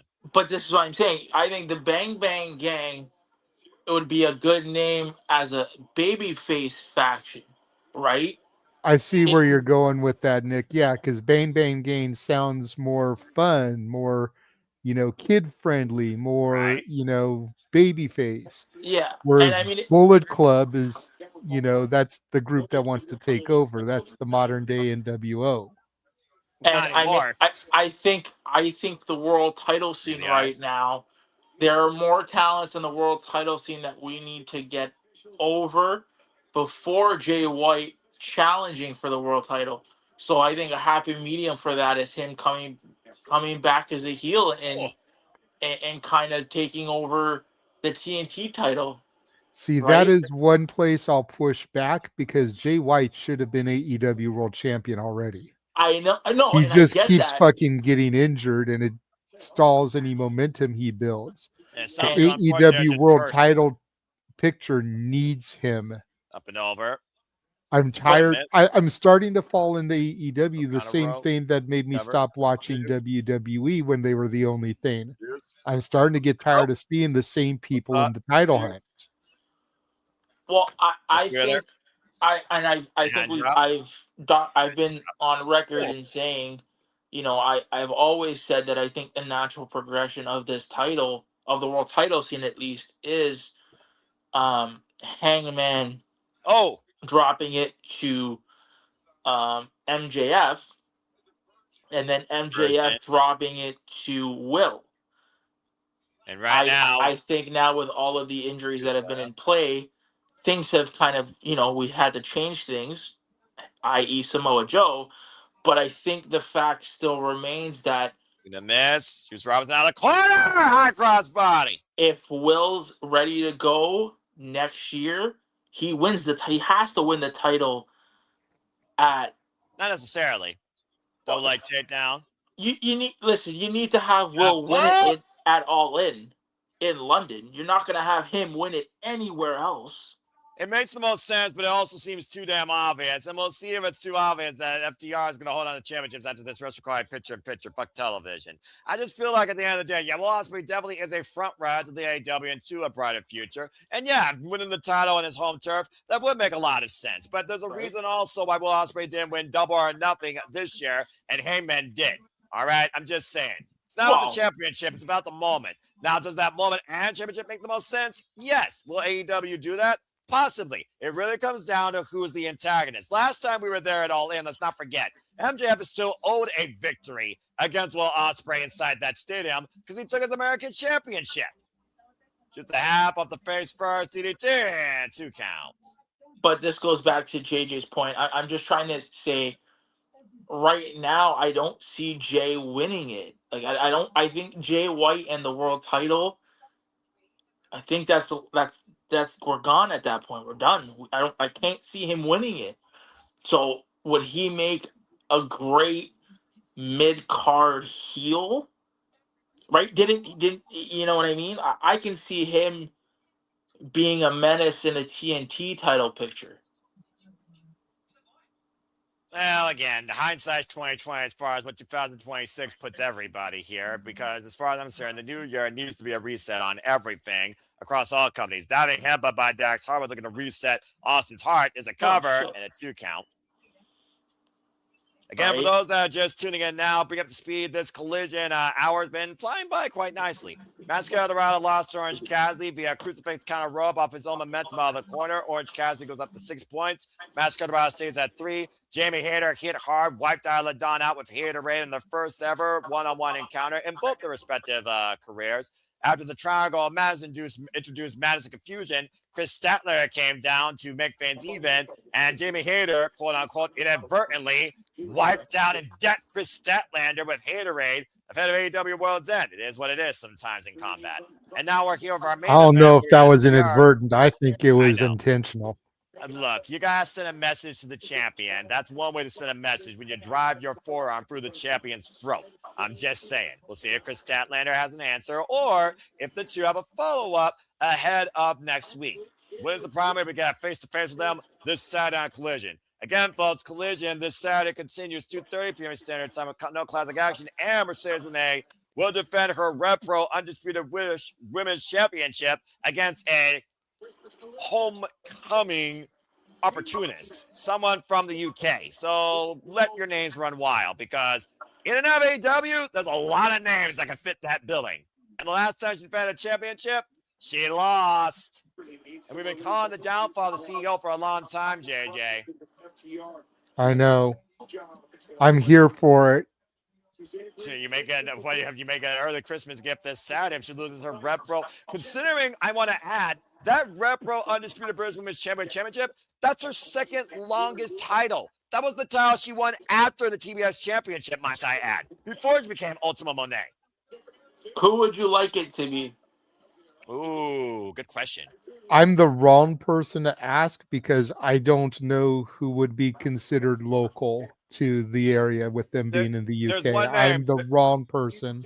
Well, a good thing I'm here, right, JJ, being the historian. And also stay tuned, folks. There's your World's End Rig lineup. Next one, we got AEW Dynamite 34th Street on Christmas Eve, followed by a special Christmas Collision next week, Thursday, 8 p.m. Eastern Standard Time, 9 p.m. Eastern Standard Time. And then we got the World's End 0 Hour for conversation. You watch AEW social medias or HBO Max. Well, actually, it looks like HBO Max might even have it. And, of course, World's End will be 8 p.m. Eastern Standard Time. Of course, on pay-per-view, we'll be covering that. And City Predicting officially now, folks, 10:30 p.m. Eastern Standard Time next week, Friday night. Stay tuned for City Predicting World's End as the conclusion of the All Elite League for 2025 is ahead. Now, as I was starting to say, there's one name that constantly comes to my mind, and it's got to be, for me, a person that has also been in the ring with Mercedes Moné already. I'm going with Alex Windsor. Cover 2 count only. Not to mention, she's one of the longest reigning previous Rev Pro Undisputed British Women's Heavyweight Champions. So Alex Windsor is my pick. And I hope she wins, personally. I like that. Well, I mean, look, Mercedes lost the belt. Mercedes lost Ring of Honor. Yes, Ring of Honor Women's World Television Championship to Red Velvet as she started exactly for success. So she's if we're going by that loss, it looks like the losses that she's gonna give are to younger up and coming talent. I mean, if with that logic in mind, yeah, I wouldn't mind it being Alex Windsor. Well, that's Windsor. You call her young. She's 30 years of age, but has been involved in this game for 16 years, despite the fact she almost lost her career due to debilitating knee injury. But as I also pointed out, she held the Rev Pro Undisputed British Women's Heavyweight Championship for 769 days in a single run. Yeah, and I mean her relationship. Her relationship with Ospreay, you know, they don't live here. They live in the UK. They live in the UK. Correct. Yeah, I mean, belting up Windsor for her to come in, you know, whenever she's home to have her have it. It would be good. I just think it makes the most sense, in my opinion, considering Alex Windsor was one of the most notorious faces of the UK scene for British women's professional wrestling. And considering, Ospreay, Mr. Bluff himself, of course, a producer now in Pro Wrestling Eve, the all-woman underground grunge promotion for women's wrestling that Alex Windsor is also very familiar in. I just think it makes a lot of connective sense, and I think it'd be a great person to use towards rebuilding, the Repro women's division. And a cover inside Cradle. Oh, man, that was close. Wow. And all it takes is 3 seconds, folks, for a title change to happen. Or a tap out. Sometimes with a smile on your face. Stokely right now on the apron. Popping like a pimple. Oh, was looking for that powder. And Stokely. Oh! Great move by Juice, employing that powder. The schoolboy, deep rope break. Oh, come on. So damn close. I would jump out my seat if Juice and Austin Gunn win the titles here tonight. That would be so freaking out left field. It'd be ridiculous. Seeing how close Dax and Cash are to losing those titles is quite something here. Big headbutt by Juice Robinson, former IWGP United States champion, former AEW Trios champion. They make him become the 19th annual tag team champions. And Austin Gunn, wow, he just flew in there. Again, father of an ass. Man. Doing this for, of course, thank you, JJ. And right now, are they looking for a power and glory? There's the power, the superplex, and Juice with a glory, the splash, both turn in position, the cover, and Cash clashes with his own partner. Finisher. And now Juice Robinson again, deep roll up on Dax, the cover, kick out 2.5. Man, Bang Bang Gales will have their number. Incredible awareness by the challengers. See the frustration right now pouring out of Juice Robinson with how damn close he is. Previously beat, of course, them on 2 occasions. And Austin Gunn squaring up. Cash Wheeler. Oh, man! Charging into the timekeeper's area. Now Juice Robinson isolated with Dax. Nope. Shoulder first. Juice Robinson set on the ring post. And there's nobody in the corner for Juice to make the tattoo as FTR might be looking to read him last rites. Uh-oh. Oh, wait a minute. Austin Gunn grabbing Cash Wheeler. And spinning the uprights in the ring post.